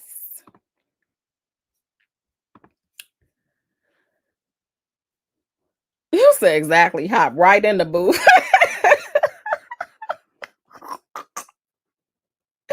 He said, what you say? Cold bologna turkey sandwiches for Thanksgiving? No, I'm not about. You said what? Eating cereal out of a soap dish? What? Showers in front of everybody? Here's my phone. Here it is. Here's my phone right here. What do you need? Huh? I got an old phone too. I got an old phone. I haven't used it back. It's a Nokia. You remember the Nokia back in the day? You can get that phone. That was my first phone. You can get that too. Man, that'll do it. Okay. Eric Adams, the defendant, continued to conceal the benefits he received from foreign nationals seeking to gain influence over him. Adams did not report any of this 2019 gifts he received from the airline manager or the promoter on his annual disclosure form. In addition, in March of 2019, while exchanging text messages to plan another possible trip to Turkey in which the airline manager would arrange travel for Adams, the Adams staffer texted Adams, quote, to be on the safe side, please delete all messages you send me, end quote. Adams responded, always do. He said, I ain't new to this. I'm true to this. I'm going to delete this even though I know that there's a footprint and they can get all my text messages anyway. But, you know, you get an F for effort. Okay. In December 2020, Adams solicits and accepts straw contributions from a New York construction company. In 2020, Eric Adams, the defendant, solicited and received straw donations from a businessman who operated a construction company in the New York City area. This is businessman number 4. Although businessman 4 was not a part of the New York's Turkish community, his contributions were sought and made for similar reasons to the many Turkish nationals and Turkish Americans whom the Turkish official and the promoter induced to make illegal contributions to the 21 campaign. Businessman number 4 was a prominent member of a different ethnic community in New York City, and he was told by Adams representatives that straw contributions would increase businessman 4's influence and the standing of his community with Adams.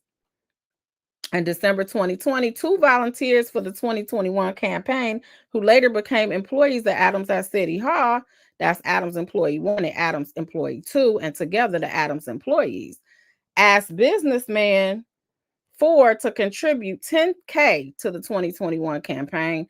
The Adams employees were liaisons to businessman 4's community, playing roles similar to the Adams staffer role in the Turkish community. The Adams employees told businessman 4, among other things, that donating $10K would give businessman 4 influence with Adams, which would help businessman 4's business interest in his community when Adams became mayor, and that gaining such influence with Adams would be more expensive at a later date. Businessman 4 was like, all right, to contribute, and he contributed and offered to write a $10K check from his company's bank account. The Adams employee informed businessman 4 that he would not donate through his corporate bank account. The Adams employee informed businessman 4 that he could not donate through the corporate bank account. Sub C, businessman 4 then offered to write a $10K check from his personal account. He was like, it's nothing to a boss. I don't need to do that. I have that in my own savings account. The Adams employee informed businessman 4 that he could not donate more than $2K. The Adams employee then explained that businessman 4 should instead direct his employees to contribute to the 21 campaign and then reimburse the employees. Businessman 4 followed Adams employees' direction.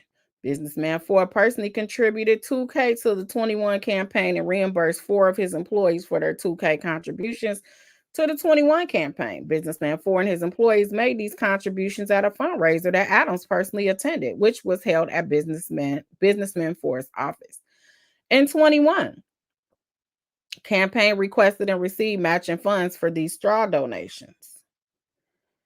After Adams was elected mayor, businessman 4 sought to benefit from the influence with Adams that the Adams employees assured businessman 4 would result from the straw contributions. Among other things, businessman 4 sought assistance from Adams and the Adams employees with arranging events celebrating the national heritage of businessman 4's ethnic community, and Adams and the Adams employees worked with businessman 4 to arrange such events with city sponsorships.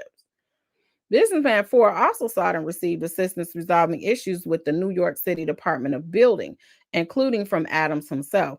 On February 5th, that's my birthday, y'all, 2023, Business 4 sent a text message to Adams saying, quote, among other things, quote, I always supported you, end quote, but that businessman 4 was having, quote, having a hard time with DOB, end quote, getting a stop work order lifted, and that although Adams' staff had assisted, quote, we reached a certain limit that only you can lift, end quote.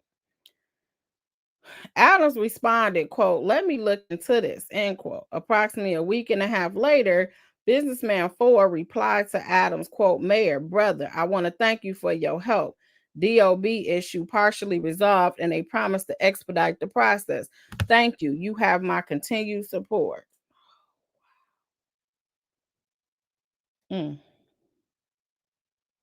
Thank you, LaFrance, for the cash app. I appreciate that, sis.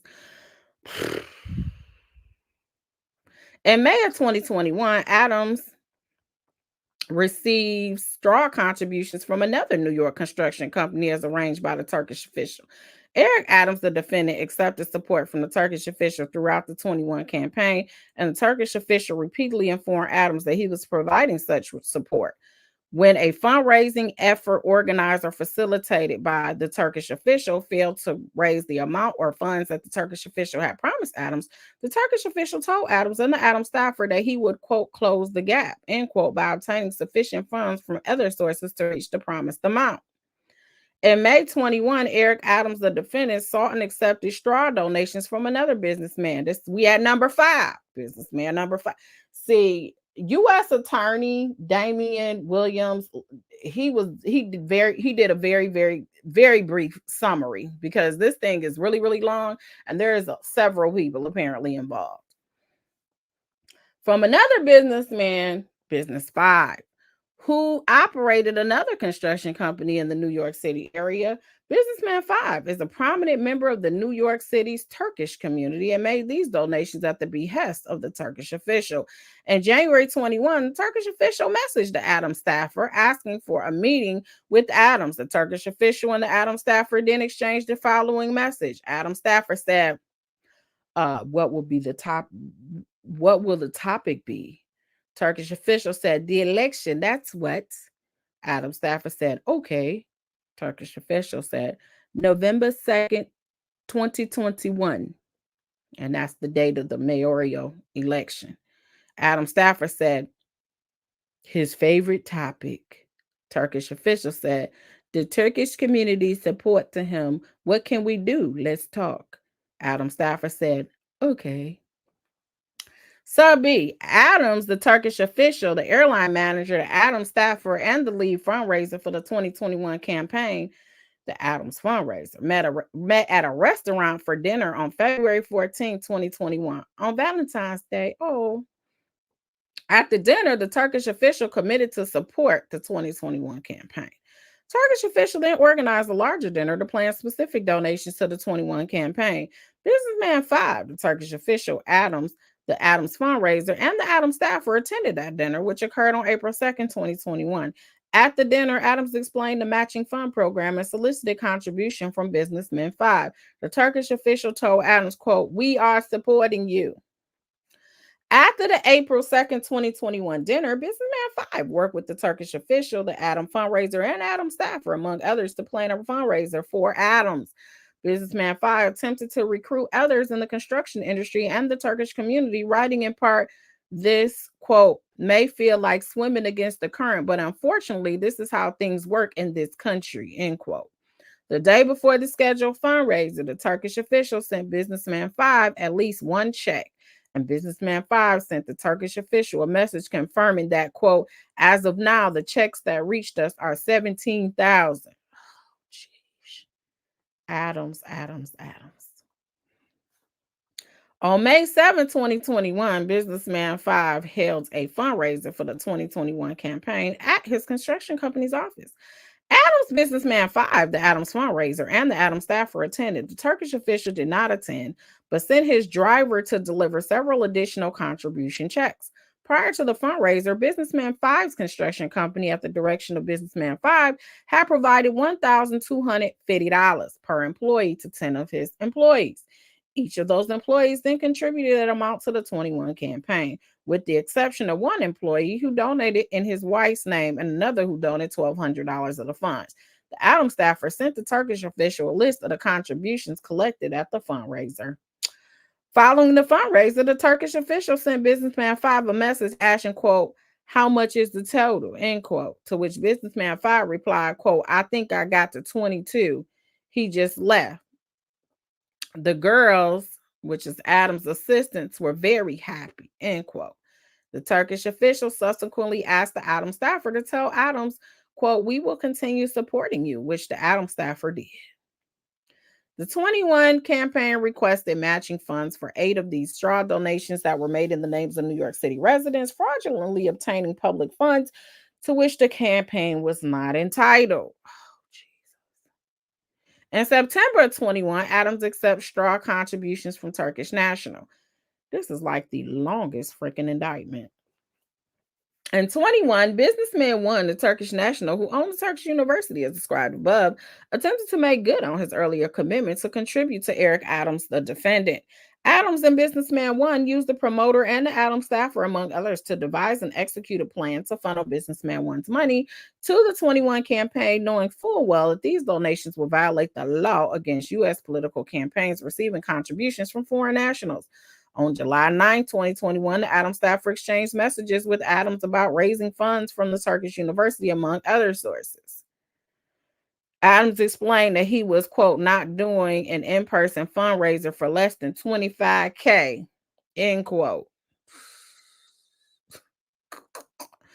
On July 11th of 2021, the Adams staffer asked the promoter how much would be donated, explaining in a message that she needed to, quote, tell Adams a net number, end quote. When the promoter estimated between $35K and $50K, the Adams staffer replied that the promoter earlier, quote, had mentioned $200K. When the promoter explained that the requisite number of straw donors could not be gathered, the Adams staffer offered to help with that aspect of the scheme. The promoter responded, quote, then great, end quote. And when the Adams staffer then wrote, quote, from what I gather, you'll distribute the money, end quote. The promoter responded, yes. The Adams staffer later told Adams that the estimated total of the foreign donations would be $45K.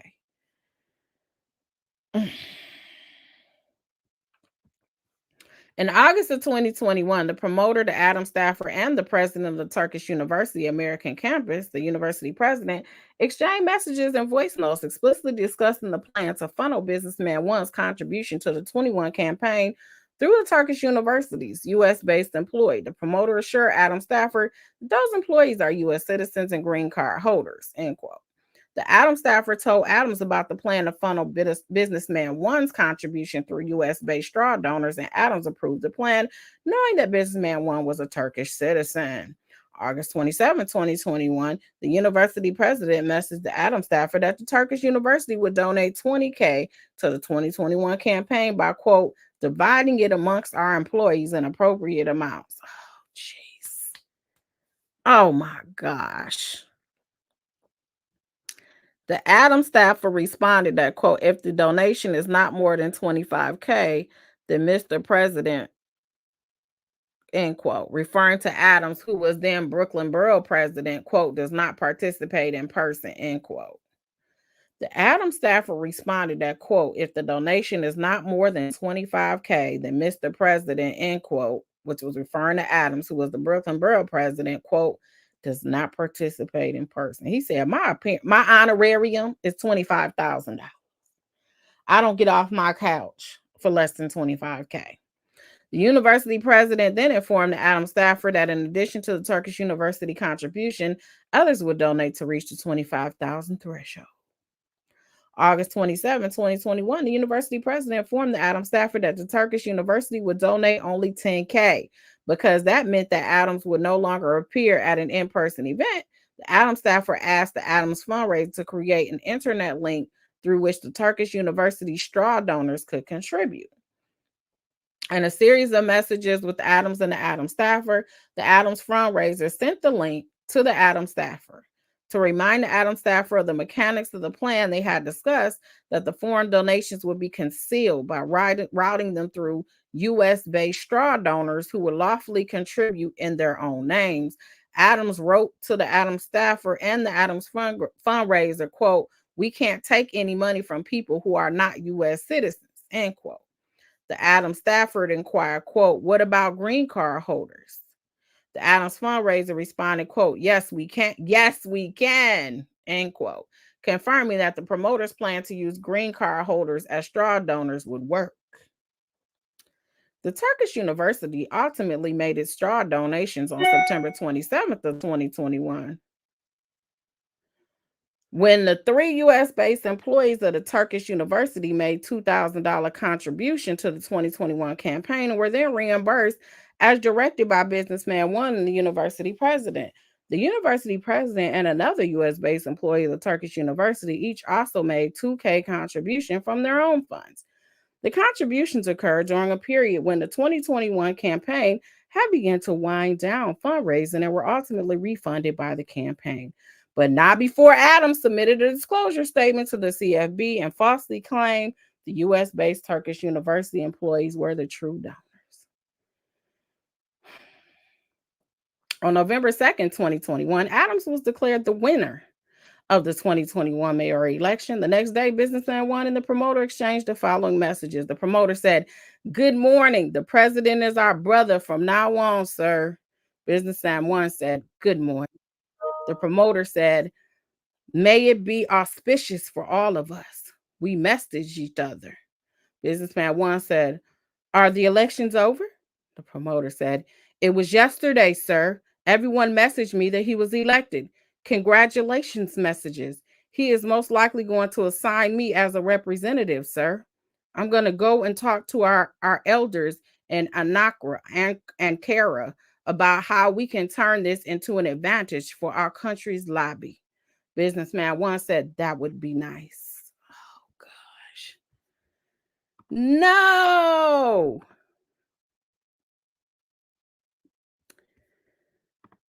Oh.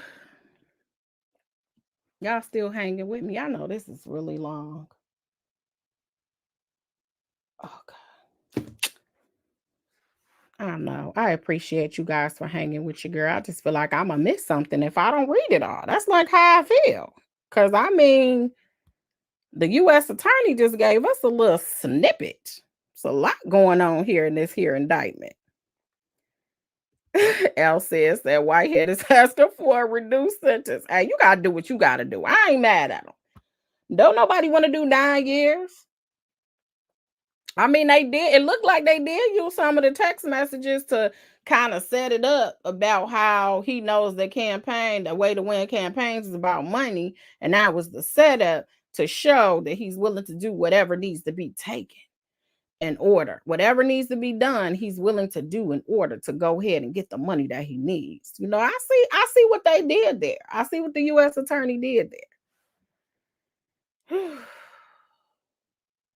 Shay said, "Well, what's your opinion so far with the information you have so far?" I believe he is presumed innocent until proven guilty beyond a reasonable doubt. Thank you, V. Lenore, because, girl, I'm up here. Throat dry. Lord have mercy. I told you I was taking these braids down. I'm sitting up here reading and finishing up. Pam, can you do a summary when you're done? Because it's the middle of the day. Some of us at work, and this is very long. I've edited out. I'm just not. The summary probably best for you would be listening to what the U.S. Attorney General had to say. That's the only summary. Will probably be the best. But let's continue. I'm sorry it's long. This is what the people gave me. That's it. Now, when you get down to the counts, we probably could just read them off of what he's being charged with because they'll add the same facts in there. But, you know, unless we know the facts, we're going to be confused at why they charged him with what they charged him with. The promoter also celebrated Adams' prospects with additional people, telling others, including Adams himself, that Adams would soon be president of the United States. Yay! Similarly, the Turkish official wrote to the Adams staffer that given Adams increasing prominence, quote, "at this point, the foreign minister of Turkey, quote, is personally paying attention to him," end quote. And Adams, quote, "should not bother with," end quote, "his other Turkish benefactors." All told, the 2021 campaign reaped over $10 million in matching funds based on the false certification that the campaign complied with the law, when in fact, Eric Adams, the defendant, knowingly and repeatedly relied on illegal contributions. In 2021, Adams accepts bribes from the Turkish official and intervenes on the Turkish official's behalf with the fire prevention chief. In 2021, Eric Adams, the defendant, intervened with the FDNY to permit the Turkish consulate to occupy a skyscraper that had not passed a fire safety inspection. Now they talked about that in the press conference. In June 2021, Eric Adams, the defendant, sought luxury travel to Turkey arranged by a Turkish official and the airline manager. When the Adams staffer began coordinating the travel for Adams at Adams' direction, Adams again attempted to create a false record, suggesting that he would pay his own way, when in fact, Adams had the Adams staffer coordinate with the airline manager to provide Adams with free and steeply discounted travel benefits. Adams approved the itinerary, and to create the false impression of payment, the Turkish official, Adams and the Adams staffer agreed that Adams would collect invoices from vendors in Turkey, regardless of whether he actually paid, and would make some small credit card payments to conceal the fact that he was taking a vacation that was mostly paid for by the Turkish government. So whoever this scheduler or staffer is right here, they talking to.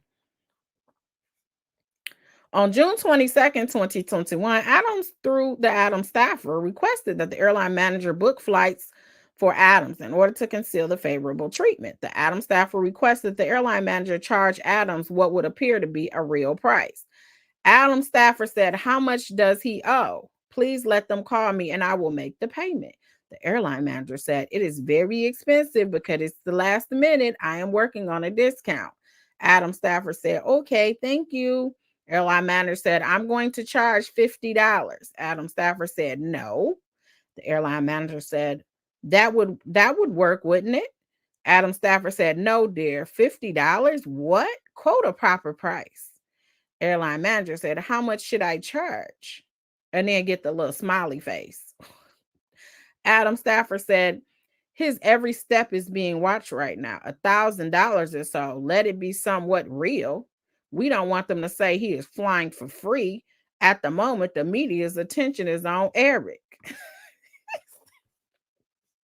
He said, $50? Give me a real flight. We got to at least make this look legitimate. We got dear, $50? Oh, you really want him to go to jail, huh? $50?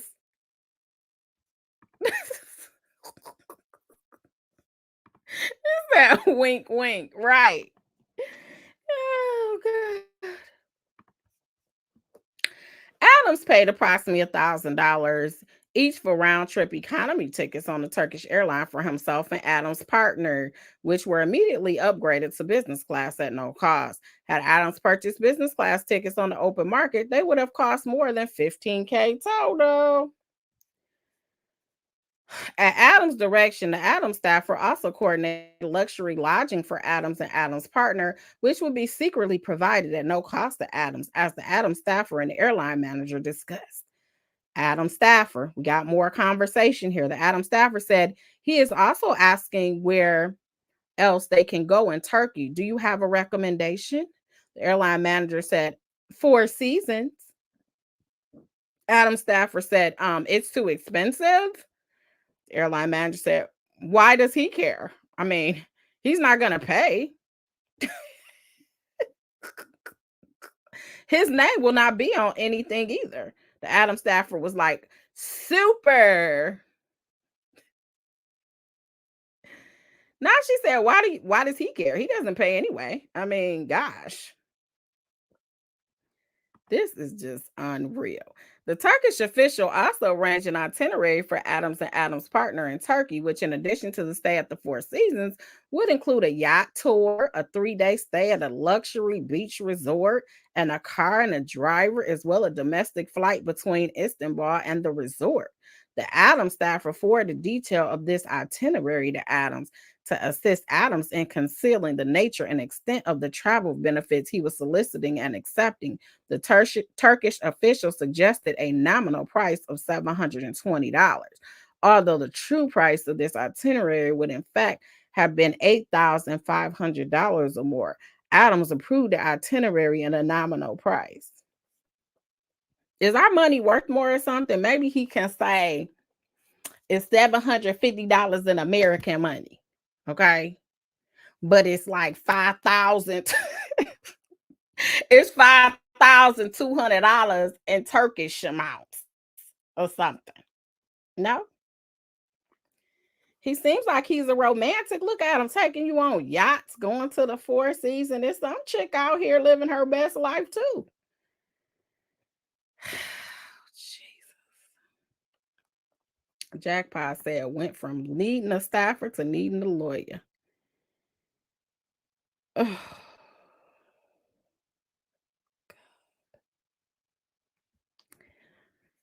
I don't know. I'm just trying to make sense of this because this just sounds so dumb to me and remedial. It's just like, are you serious? I just don't want to believe it. On June 26, 2021, the same day the trip was supposed to start, the Adams staffer informed the Turkish official and the airline manager that Adams was canceling his trip. The Turkish airline refunded Adams payments for economy class tickets, the only payment Adams had made for the late 2021 trip. Okay, so he never went. This was all, what was supposed to happen, but he never went. At around the time of the cancellation, Eric Adams, the defendant, solicited various travel benefits for the Adams fundraiser, the 21 campaign chief fundraiser, who, as noted above, helped coordinate the straw contributions from businessman Fives construction company 1 month earlier in May 2021 from the Turkish official and the airline manager. Continuing their efforts to influence Adams, the Turkish official and the airline manager ultimately provided the Adams fundraiser with transportation from the airport, a free hotel, and free use of a VIP room in the Turkish Airlines business class lounge. On June 27, 2021, when the Adams fundraiser was scheduled to travel to Istanbul, Adams created a message thread between himself, the Adams fundraiser, and the Turkish official. Adams informed the Turkish official that the Adams fundraiser would be arriving in Istanbul shortly and needed transportation from the airport and the hotel, which the Turkish official promptly arranged. When Adams suggested that Adams would pay for the Adams fundraiser expenses, the Turkish official told Adams, quote, "Eric, no problem. It was set through Turkish hospitality services. I hope she enjoyed her stay," end quote. Adams responded, quote, "It was amazing. Thanks for all the coordination and attention," end quote. In the same message thread with Adams, the Turkish official also provided the Adams fundraiser with a fake bill for the hotel stay to allow Adams and the Adams fundraiser to create the appearance that Adams fundraiser had paid for her hotel stay, when in fact, as Adams knew, she had not. On the day the Adams fundraiser was scheduled to depart, Adams created a message thread between himself, the Adams fundraiser, and the airline manager. Adams wrote, Adams fundraiser, this is the airline manager. 1, he will try to help the issue with the form. 2, he can see about a hotel or the business class lounge, end quote. The airline manager then arranged for the Adams fundraiser, who was otherwise flying on an economy ticket, to have access not only to the Turkish Airlines business lounge, but also to an exclusive private suite inside the lounge, complete with a bed and free food. The airline manager explained, quote, "This is our suite for our VIPs, and we want you to feel yourself.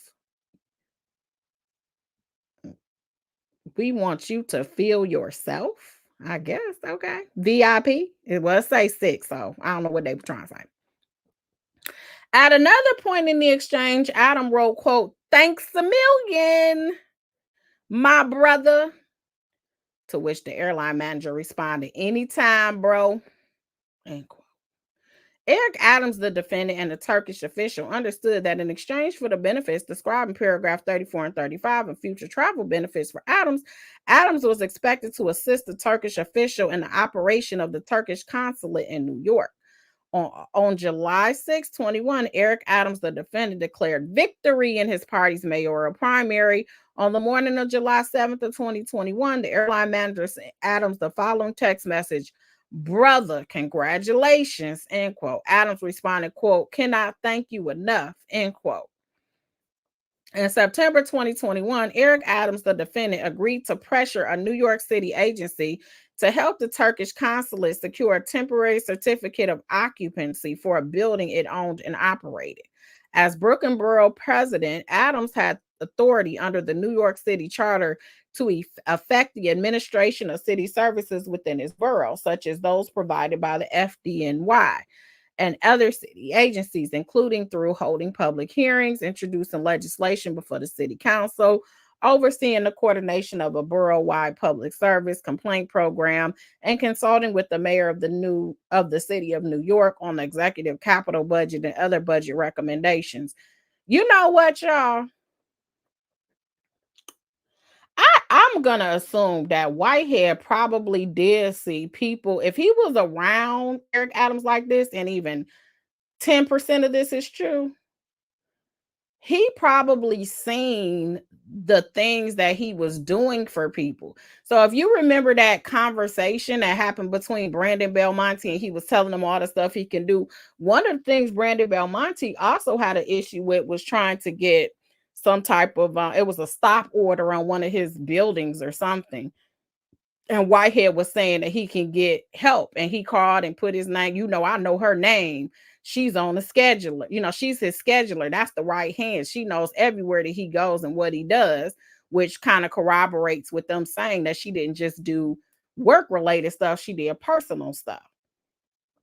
So based on that conversation with Belmonte, I totally can see why they started looking at Whitehead.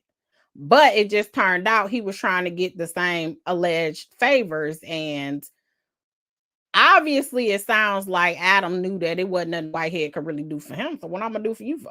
You know what I'm saying? So it just didn't work out for him. This is a lot going on. Patty said Adams was trying to put Whitehead up on game, but Whitehead talked too much. Right. Yep.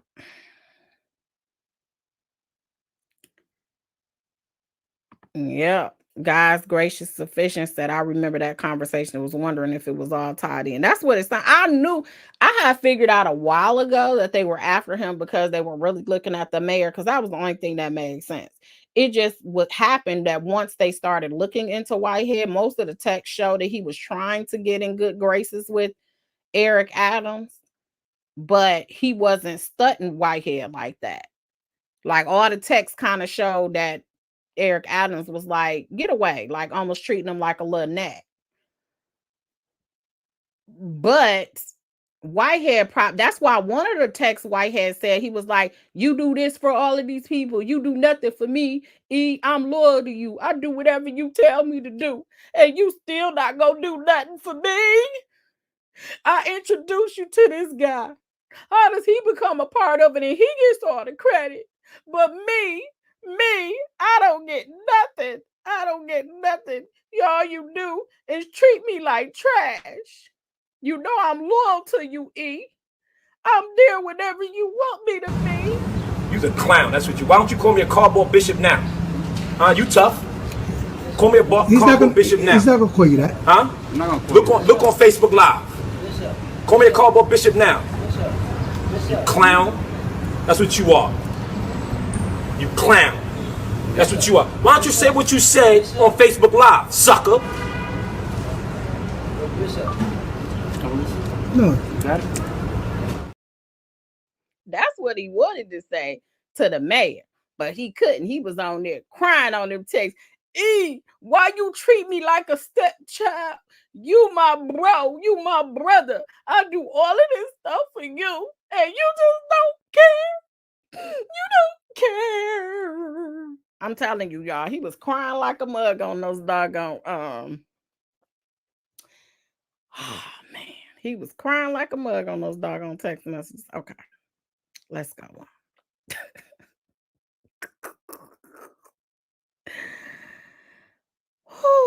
In addition to, or in the course of the performance of these duties as Brooklyn Borough President, Adams met with the members of the FDNY from time to time. In 2017, construction began on a 36-story building located at 821 United Nations Plaza, New York, and referred to it as the Turkish House of Turkey Center, the Turkish House. The Turkish House was designed to serve as, and now serves as, the headquarters of multiple Turkish diplomatic missions, including the Turkish consulate. The cost of the Turkish House was significant and was a topic of political debate in Turkey. There you guys see, this is the Turkish house. They got pictures, visuals for you guys.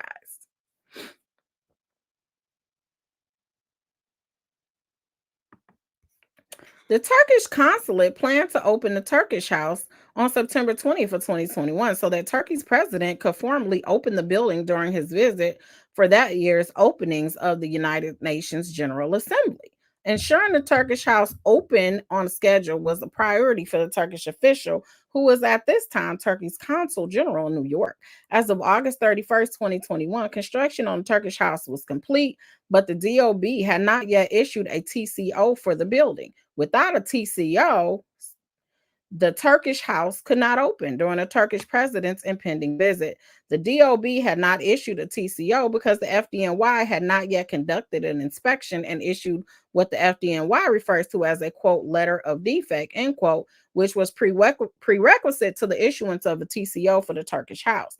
Issuing a letter of defect is a regular FDNY procedure, which in substance identifies remaining defects in a building's fire safety systems, but also serves to signal that the defects are sufficiently limited that the building can be safely occupied.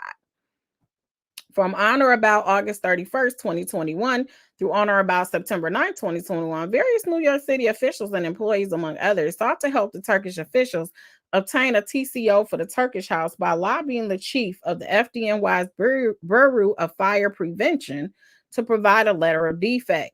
The fire prevention chief refused, citing numerous reported fire safety defects, some of which were serious at the Turkish house and the likelihood the building would fail any FDNY inspection. So the chief said, get somebody else to do it.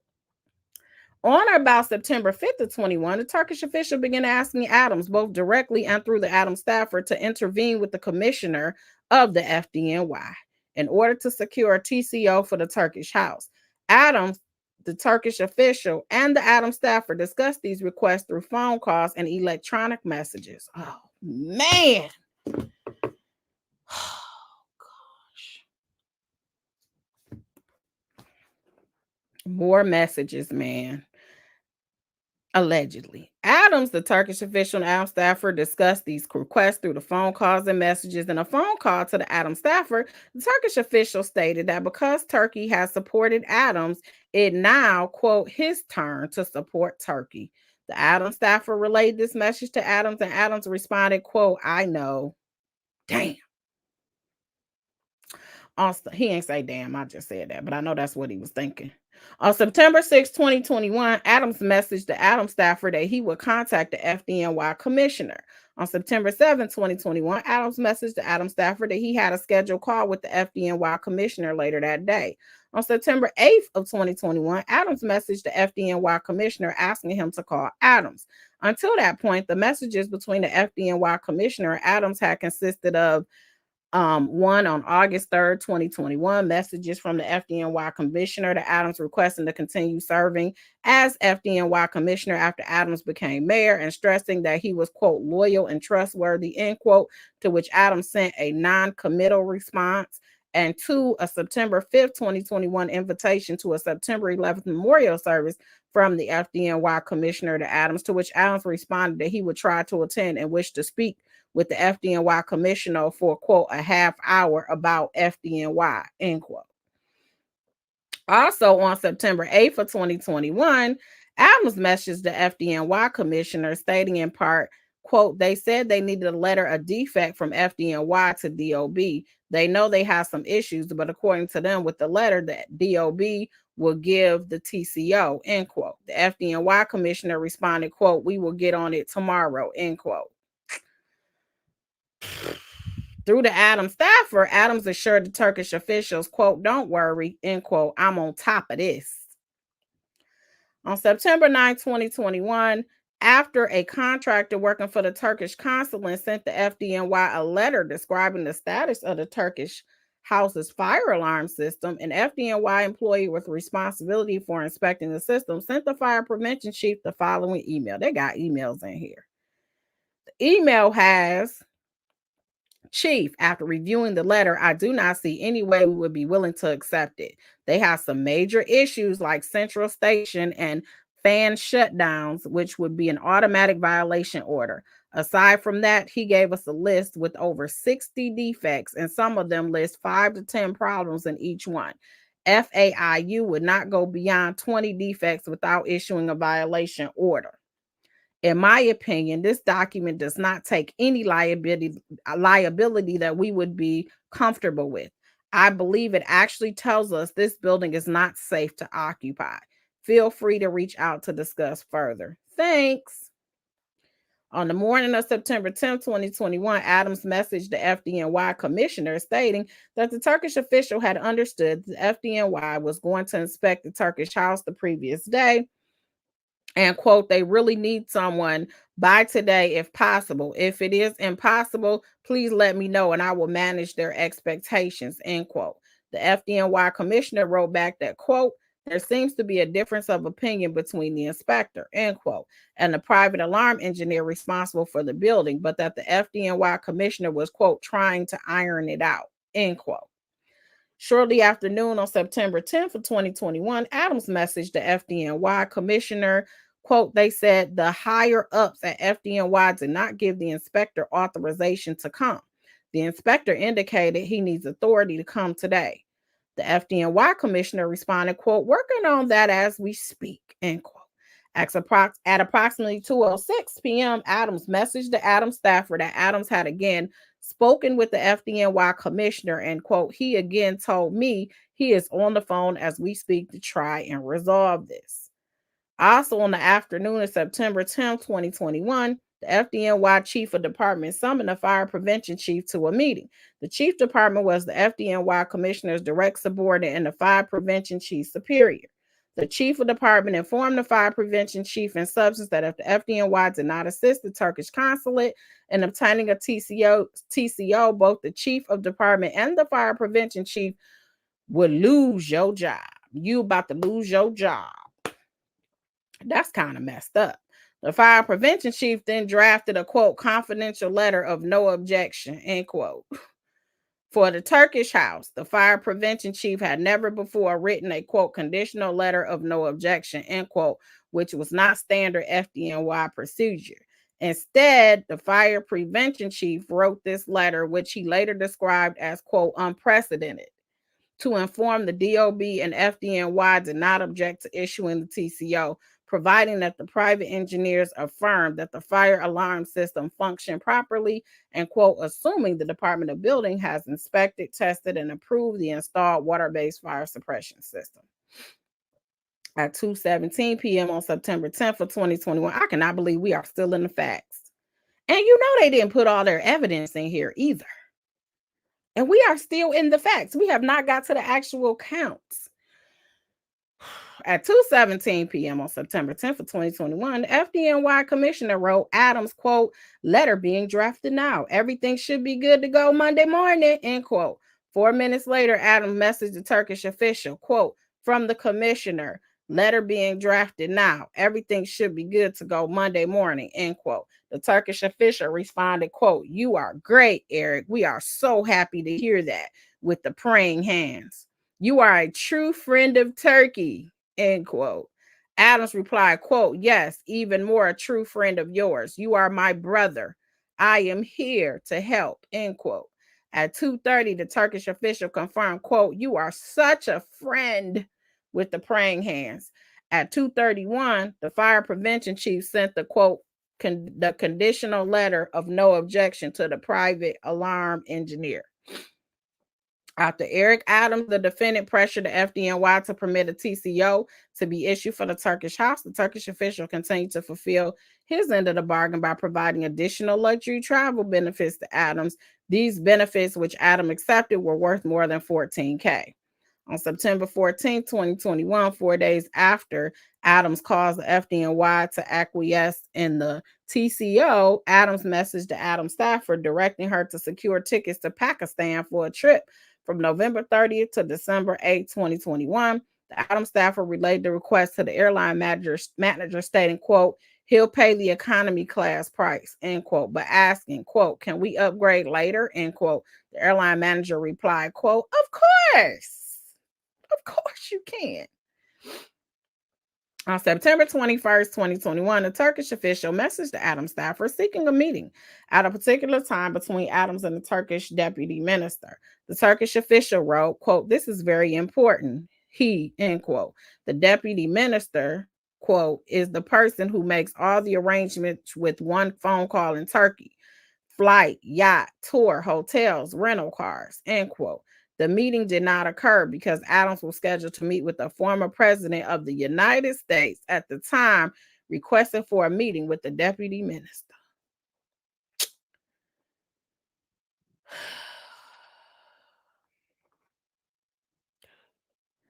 After the airline manager and the Adams staffer further discussed the price and timing of Adams tickets, on September 28, 2021, Adams purchased 2 round-trip economy class tickets on the Turkish airline from New York to Pakistan, arriving in Lahore and departing from Islamabad. I know I'm messing these names up, for a total of $1,436. November 17, 2021, the Adams staffer messaged Adams to confirm that he still intended to travel and that she should therefore have his tickets upgraded to business class. Adams responded, quote, "Okay, do so," end quote. On November 18, 2021, the Adams staffer messaged the airline manager requesting the upgrade. The Turkish airline upgraded Adams' tickets to business class at no cost to Adams. On November 25th of 2021, 4 days before he was scheduled to depart for Pakistan, Adams asked his destination change to Ghana. He was like, got to change your plan. I want to go to Ghana. The airline manager changed Adams and Adams' partners' tickets to business class flights to Ghana at no cost to Adams. Had Adams paid full price for the business class, they would have cost, you guessed it, more than $14,000 total. November 26, 2021, the Turkish official informed the Adams staffer that, quote, "We will take care of the layover in Istanbul," end quote, referring to a 9-hour layover during Adams' just scheduled flight from New York to Ghana. The Turkish official then offered various arrangements for Adams, including an escort to meet Adams and Adams' partner at the gate of, do y'all know who his partner is? Who is this lady?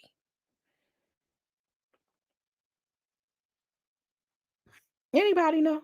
Anybody from New York? I'm not from there. Anybody know who this lady is? Because I think she talking a lot too. She out there. She says she don't look cute. She don't want to be a part of Orange is the New Black either.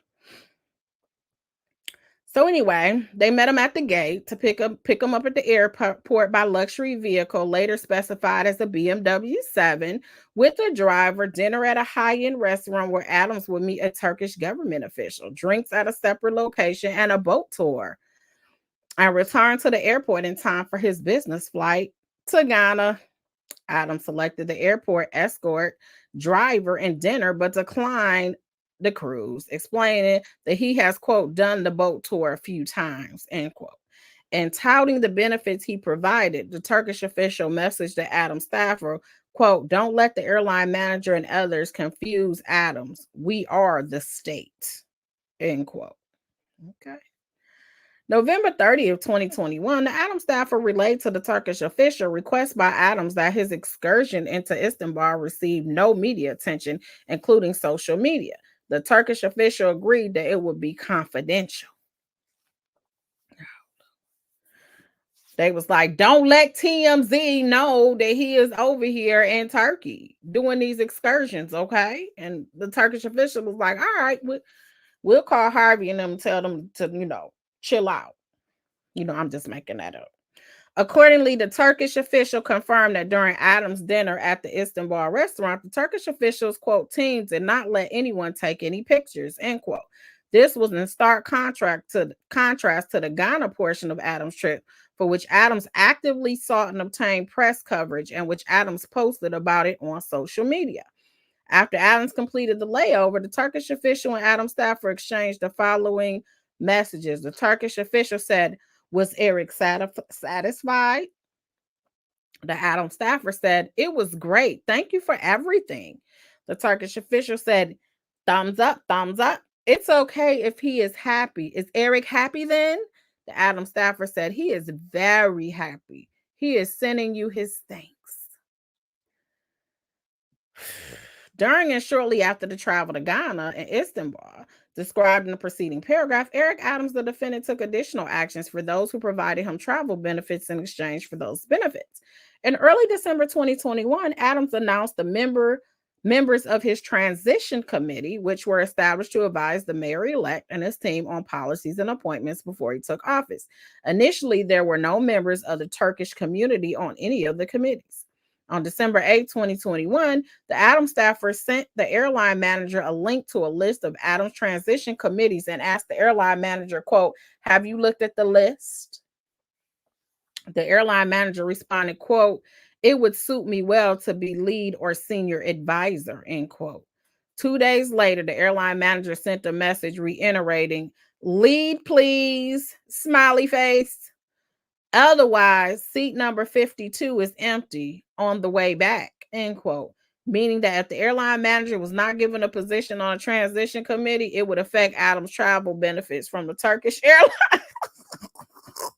So if you don't give me this position, you going back to economy. You're going back to economy if you don't give me these positions. You know, when you're all stuff and you have a person that probably should have 2 seats next to you, you're going to be like that. You're not going to get any more of these perks. This is unbelievable. It's unbelievable. And it's still over 1,000 y'all on here. It's like I can't stop reading. I just want to know what happens next. On December 17, 2021, the Adams staffer sent Adams a list of members of the Turkish community to add to Adams' transition committees, with the airline manager as the top name. Adams informed the Adams staffer that he had sent the list to the persons responsible for organizing his transition committees.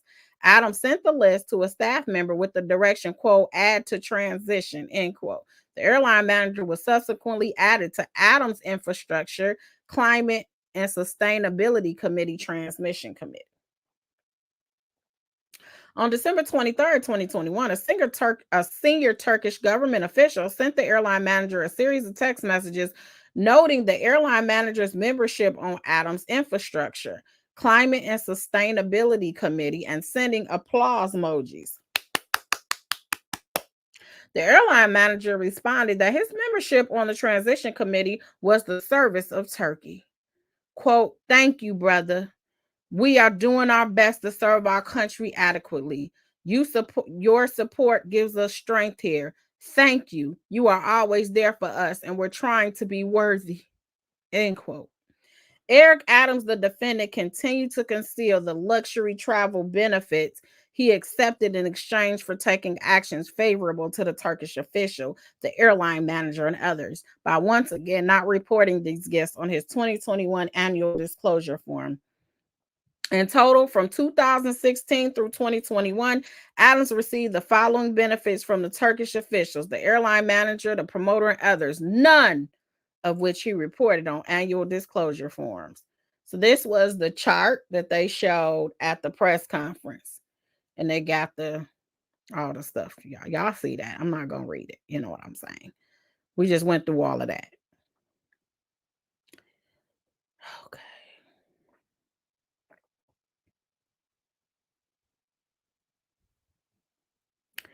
Adams continues his corrupt relationship after becoming mayor. After his inauguration, Adams favors those who provided him with illegal benefits over those who fell short. On January 1st of 2022, Eric Adams, the defendant, was inaugurated as mayor of New York City. Adams soon began preparing for his next election, in part by planning to solicit more straw contribution, and in part by granting requests by those who supported the 21 campaign with significant straw donations while denying requests from those who fell short. On January 11, 2022, Adams met the promoter, the Adams staffer, and others at a high-end New York City restaurant frequented by Adams. At one point during the meeting, Adams, the promoter, and the Adams staffer met separately in a private area. There, the promoter discussed his prior efforts to collect campaign contribution for Adams in Turkey, stated that he could collect more foreign contributions in the future, and indicated that he would be able to raise more money for the 2025 campaign if Adams visited Turkey and met with Turkish business people. Adams welcomed the offer of foreign contributions and told the promoter to coordinate with the Adams staffer to arrange the contributions. So yeah, this promoter been talking to Because how we know about a private conversation in a private area that was separate. On April 21st, 2022, the Turkish official messaged to Adam Stafford, noting that Armenian Genocide Remembrance Day was approaching and repeatedly asking the Adam Stafford for assurances that Adams would not make any statement about the Armenian genocide. The Adam Stafford confirmed that Adams would not make a statement about the Armenian genocide. Adams did not make such a statement. Oh, wow. On November 21st, 2022, the promoter messaged to Adam Stafford that Businessman 1 was visiting New York and asked that Adams meet with Businessman 1. In support of the requested meeting, the promoter stated that the Turkish university gave support, albeit a little, end quote. Adams declined the meeting, stating that, quote, they didn't keep their word, end quote, meaning that Businessman 1 and the Turkish university have failed to fulfill their commitment to make at least $25,000 in donations to the 2021 campaign. So Adams like, oh, you're here in New York, but you didn't keep your end of the bargain, so you won't be seeing me while you're here in New York. I suggest you contact some of your other friends, okay? Because I'm not it. Eric Adams, the defendant, also continued his agreement with the Turkish official to assist in New York City's regulations of the Turkish house in exchange for free or heavily discounted travel benefits from a Turkish airline for Adams and his associates. From on or about July 8, 2022 or on or about July 12, 2022, the Turkish official exchanged messages with the Adam Stafford concerning business class upgrades on the Turkish airline international travel by 4 of Adams' close associates. On July 11, 2022, oh my gosh, this is like, the Turkish official met with Adams' senior advisor and the Adam Stafford, among others, at the Turkish house. In a message, the Adam Stafford referred to the Turkish official to Adams' senior advisor, telling the Turkish official, quote, ask the senior advisor all your pending problems regarding this building, like FDNY approvals. In 2023 and 2024, Adams solicits and accepts straw donations for his 2025 re-election. In 2023 and 24, Eric Adams, a defendant, again solicited and knowingly accepted straw and foreign contributions as part of his efforts to raise funds for the 25 campaign. In 2023, Eric Adams, the defendant, directed his staff to devise a plan for Adams to secretly obtain illegal foreign donations offered by the promoter and then knowingly accepted donations of foreign money through straw donors. Adams then attended a fundraiser where he thanked the true donors who he knew to be wealthy foreign nationals. In the summer of 2023, the promoter informed the Adam Stafford that he could secure contributions to the 2025 campaign from Turkish nationals if Adams would attend an event with the foreign donors. The Adam Stafford brought this opportunity to Adams, who directed the Adam Stafford to work with the Adams fundraiser to devise a plan to obtain the illegal donations. The Adams fundraiser suggested that the true foreign donors make their contributions through straw donors considerably in advance of the event, at which Adams would meet the true foreign donors so that the event did not appear connected to the contributions. As the Adam Stafford explained to the Adams fundraiser in a text message regarding the planned attendees, quote, Mayor knows most of them from Turkey, the people who has business here as well, end quote. The Adam Stafford and the promoter agreed to execute this plan, with Adams' approval. The Adam fundraiser, the promoter, and the Adam Stafford scheduled an event for September 20th of 2023 in a private room at a Manhattan hotel.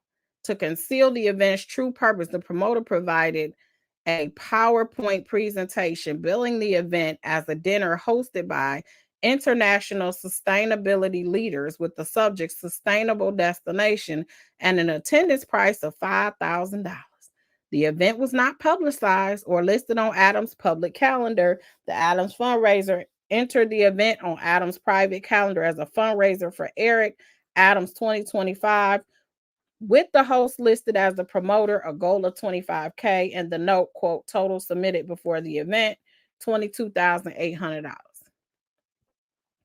Prior to the scheduled fundraiser, the promoter collected payments of $5K or more from attendees, many of whom were foreign nationals. The promoter then used a portion of the attendees' payments to make straw donations to the 2025 campaign by sending cash from the foreign national donors to the Adam Stafford. Adam Stafford then distributed $2,100 in cash to at least 3 straw donors who each made an online $2,100 contribution to the 2025 campaign.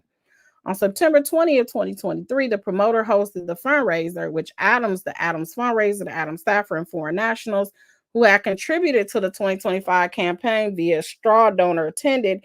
In one video of the event, the promoter introduced a foreign national attendee to Adams, explaining that the attendee owned a business, and lived in London and Istanbul. Adams proceeded to thank the attendees. On October 9th of 2023, Eric Adams, the defendant, attended a fundraiser which attendees agreed to make and Adams agreed to accept straw donations. The fundraiser was organized by a Turkish American public relations rep and the publisher of a magazine targeted at Turkish Americans, both of which were associates of the Turkish officials and hosted by the owner of a logistic company, businessman number 6, who is part of the Turkish American community in the New York City area. From August 2023 through early September 2023, the Adams staffer and the Adams fundraiser discussed the particulars of the fundraiser, including the creation of a unique fundraising link for the event, which the Adams fundraiser ultimately created. On September 12, 2023, the PR rep and the publisher instructed businessman number 6 on how to make straw donations to the 2025 campaign using a system under which the 2025 campaign routed foreign donations through U.S. citizens to make it appear that the contributions came from lawful sources. Beginning at least as early as September 29th of 2023, the Adams staffer sent the Adams fundraiser updates regarding how much money was being raised in connection with the planned fundraiser. On October 8th, 2023, the day before the event, the Adams staffer and the Adams fundraiser exchanged the following message. Adams fundraiser said, "And okay, are they going to make the limit?" Adams staffer said, "Yes. They said, as agreed, we will collect the $25K. The Adams fundraiser said, "Okay, perfect." Also on October 8, 2023, the airline manager sent the Turkish official the unique fundraising link for the event. At the October 9, 2023, fundraiser Businessman 6 told Adams that Businessman 6 owned a large corp and wished to contribute significant amounts of money to the 25 campaign. Adams told Businessman 6 to coordinate with Adams staffer. Businessman 6 then explained to the Adams staffer that his company employed many drivers and that Businessman 6 will contribute to the 2025 campaign through those employees. Adams scheduled a dinner with Businessman 6 for early November, which was canceled after the federal investigation into Adams' conduct became public. So he's supposed to meet with him, but then it got on the news. Mayor Eric Adams is under investigation, and he was like, "Cancel all appointments." Told all his staffers, cancel all engagements, all appointments, all meetings. I need to call my lawyers. We need to focus. Adams and his co-conspirators attempt to conceal their criminal conduct.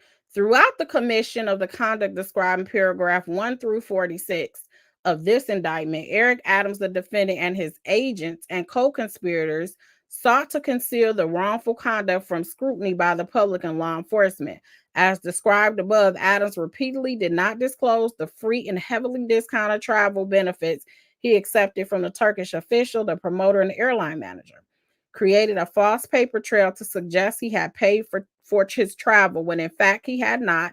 Assured the Adams staffer that he had a practice of deleting all his messages with the Adams staffer, and directed the Adams staffer to ensure that his activities in Turkey in 2021 were shielded from public view. In addition, the purpose of conducting the straw donations discussed throughout this indictment was to allow Adams to benefit from legal campaign contributions by concealing their true source. Eric Adams, the defendant, and his co-conspirators and agents continue their efforts to defeat scrutiny of their criminal conduct after the federal investigation into those crimes became known to them. On November 2nd, 2023, special agent of the FBI executed search warrants at, among other locations, the residence of Adams fundraiser, Businessman 5, and the Adams staffer. Each took action to conceal the criminal conduct they committed with Adams. After learning that the FBI agents had arrived at her residence, but before answering their repeated knocks at the door, the Adams fundraiser called Adams 5 times, even though the agent had not yet given the Adams fundraiser any indication of the purpose for their visit. When the Adams fundraiser then spoke with the FBI agents, she agreed to discuss many subjects, but refused to say who had paid for her 2021 travel to Turkey. As the FBI agents departed the Adams fundraiser residence, Adams attempted to call the Adams fundraiser's phone. On the morning that the FBI agents executed this search, Adams had flown to Washington, D.C. for a publicized official meeting, but upon learning about the search, Adams canceled the meeting and immediately returned to New York. Businessman 5 also agreed to speak with the FBI agents and acknowledged that he and his employees had contributed to the 2021 campaign. They were like, what do you want to know? I'm going to tell you. Do you want receipts, text messages, phone messages? Do you want to know? Like, I recorded these conversations myself. Do you want my personal recordings that nobody even knows that I have? I have cameras in my house. Do you want that video? What do you want? I just do not want to be in trouble. Businessman number 5 further acknowledged that he had spoken with the Turkish official about his construction company's fundraiser for the 21 campaign. But businessman 5 lied in order to conceal the straw donations he orchestrated, falsely denying that he caused his construction company to reimburse his employees for their contributions and that he knew why the company had issued identical checks to 10 employees for the amount of their contribution shortly before the fundraiser. The Adams staffer also agreed to speak with the FB and the I agents and falsely denied the criminal conduct of herself and Adams, among others. At one point during her voluntary interview, the Adams staffer excused herself to a bathroom and while there deleted the encrypted messaging application she had used to communicate with Adams, the promoter, the Turkish official. What? So you there with the FBI, you like, I'm sorry, I have to use the ladies' room. And then you go in there with your phone and you're just like, let me go ahead and delete this app. Amy, thank you so much for the cash app. You're like, let me go ahead and delete this app real quick. On November 6th of 2023, FBI agents executed a search warrant for the electronic devices used by Eric Adams, the defendant. Although Adams was carrying several electronic devices, including 2 cell phones, he was not carrying his personal cell phone, which is the device he used to communicate about the conduct described in this indictment. When Adams produced his personal cell phone the next day in response to a subpoena, it was, quote, locked, such that the device required a password to open. Adams claimed that after he learned about the investigation into his conduct, he changed the password on November 5th, 2024. That must be 2023, huh? It's supposed to be November 5th, 2023. Yeah. And increased the complexity of his password from 4 digits to 6. Adams had done this, he claimed, to prevent members of his staff from inadvertently or intentionally deleting the contents of his phone because, according to Adams, he wished to preserve the contents of his phone due to this investigation.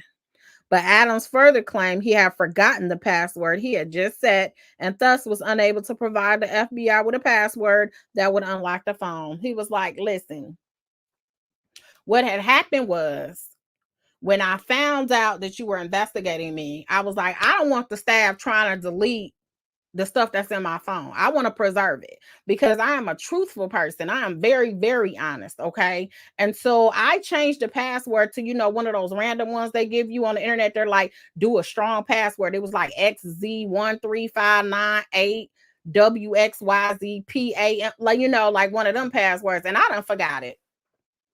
I forgot the whole password. I don't know what it is. I don't know what happened with the password.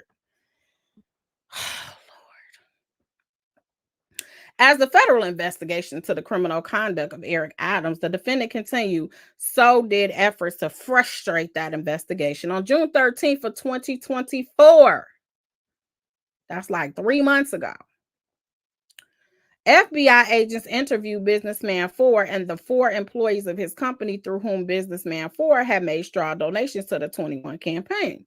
most of whom denied making straw contributions. Businessman 4 then contacted Adams employee 1, who, as discussed above, had asked businessman 4 to make the straw donation to the 21 campaign. Later that day, Adams employee 1 visited businessman 4 at his company's office. Adams employee 1 stated he had just met with Adams at City Hall. Adams employee 1 proceeded to discuss with businessman 4 what had happened with the FBI and encouraged businessman 4 to lie to the federal investigators.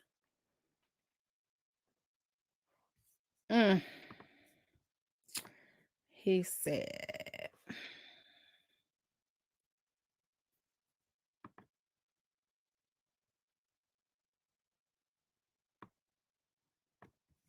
he wanted them to lie to the F, the B, and the I. Adams employee 1 then took photographs of the subpoena that had been issued to businessman 4 to send to Adams. On the following day, businessman 4 met again with Adams employee 1.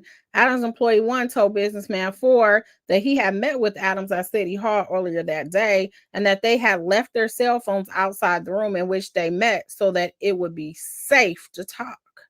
Adams employee 1 explained to businessman 4 that although Adams was upset that law enforcement had approached businessman 4, Adams believed that businessman 4 would not cooperate with law enforcement. These are the allegations. The grand jury charges Eric Adams with conspiracy to commit wire fraud, federal program bribery, and to receive campaign contributions by foreign nationals. He is also being charged. So they go through all these overt acts. Okay, we're not going through all that because we just did. Count 2. The grand jury further charges Mayor Eric Adams with wire fraud. Count 3. The grand jury further charges Mayor Eric Adams with solicitation of a contribution by a foreign national. Count 4. The grand jury further charges New York Mayor Eric Adams solicitation of a contribution by a foreign national. Count 5. The grand jury further charges New York Mayor Eric Adams with bribery. Then they got the forfeiture allegations. As a result of committing one or more of the offense alleged in counts 1, 2, and 5 of this indictment, Eric Adams, the defendant, shall forfeit to the United States pursuant to Title 18 U.S.C. 981 sub A sub 1 sub C and Title 28 United States Code Section 246(1)(c) any and all property, real and personal, that constitutes or is derived from proceeds traceable to the commission of said offenses, including but not limited to a sum of money in United States currency representing the amount of proceeds traceable to the commission of said offenses. Substitute assets provision.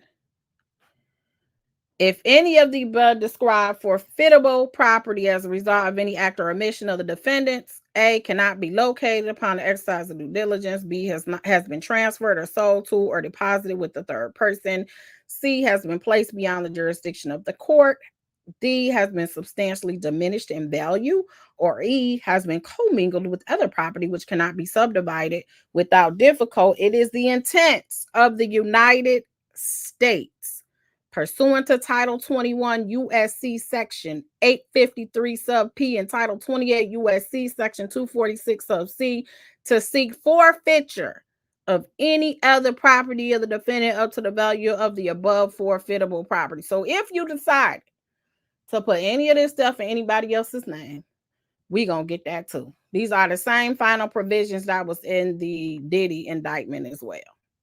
And we have finally reached the conclusion of this long indictment. I heard that he has a good legal team. Simone, thank you so much for the Cash App. Your girl been working. I've been on here forever, 3 hours to be exact. But now we know everything that he is charged with. We know the facts of this case as being alleged. Again, he is presumed innocent until proven guilty beyond a reasonable doubt. Love to shop 1212. Thank you so much for the super chat. You said, thanks, Pam, for going above and beyond.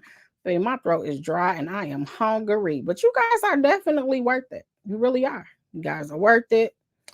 And I would do it all over again. I'm glad I don't have to, but I would. Pen Pal 50, thank you for the super chat. You said, thanks, Pam. Eric is going to jail. You going to jail. You're going to jail in my Cardi B voice. That's what Pen Pal 50 said. Well, he is innocent as we sit here today. Thank you so much. I appreciate this for the super chat. Dr. Rita R. Renee, thank you so much. This is so kind of you. Said, thank you for taking the time to read this to us. You are a true rock star. I am so glad it is over. Patrina, thank you for the super sticker. Said, thanks for making this both informative and fun, Pam. You said the thing is longer than Kim Porter book. Listen, the fake one. Edgeless in Atlanta said, thank you, Pam, for coming live with the breaking news. I tried. Now, this is wow. We appreciate you, Pam Shameful. Thank you, Monica Thompson, for the super chat. I appreciate that. Black Hourglass said, thanks for breaking down these cases. Thank you for being a member for 6 months. Spring Flower said, the feds are collecting ninjas like their name is Saint. You know what? You ain't never lied, though. Thank you so much, Denise, for the Cash App. I appreciate you. Thank you, Spring Flower, for that super chat. J Love, thank you so much for the super chat. You know what? She's still walking these streets, isn't she? Shout out to the super mayor, Tiffany Ghetto Henyard, the little gaming channel. Thank you for the super chat. She's still out here doing her thing. Lady Ella, thank you so much for the super chat. She said, Pam, you are awesome. I love it here. I love you to be here.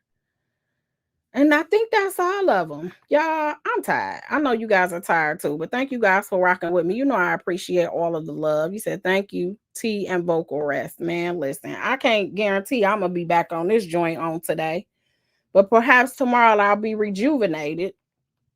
You guys got every little detail. I'm going to tell people, y'all better put this mug on 2 speed or something because it's going to take you a minute to get through this here document. But we have seen, if you just got here, we watched Mayor Adams in his press conference. We watched, and I had a lot to say, but I'm just too tired now. We also watched U.S. Attorney Damian Williams with his press conference, and we have read the entire 50-something page indictment. Okay. Miss V, thank you so much for the super sticker. I appreciate it. Yeah, I'm out.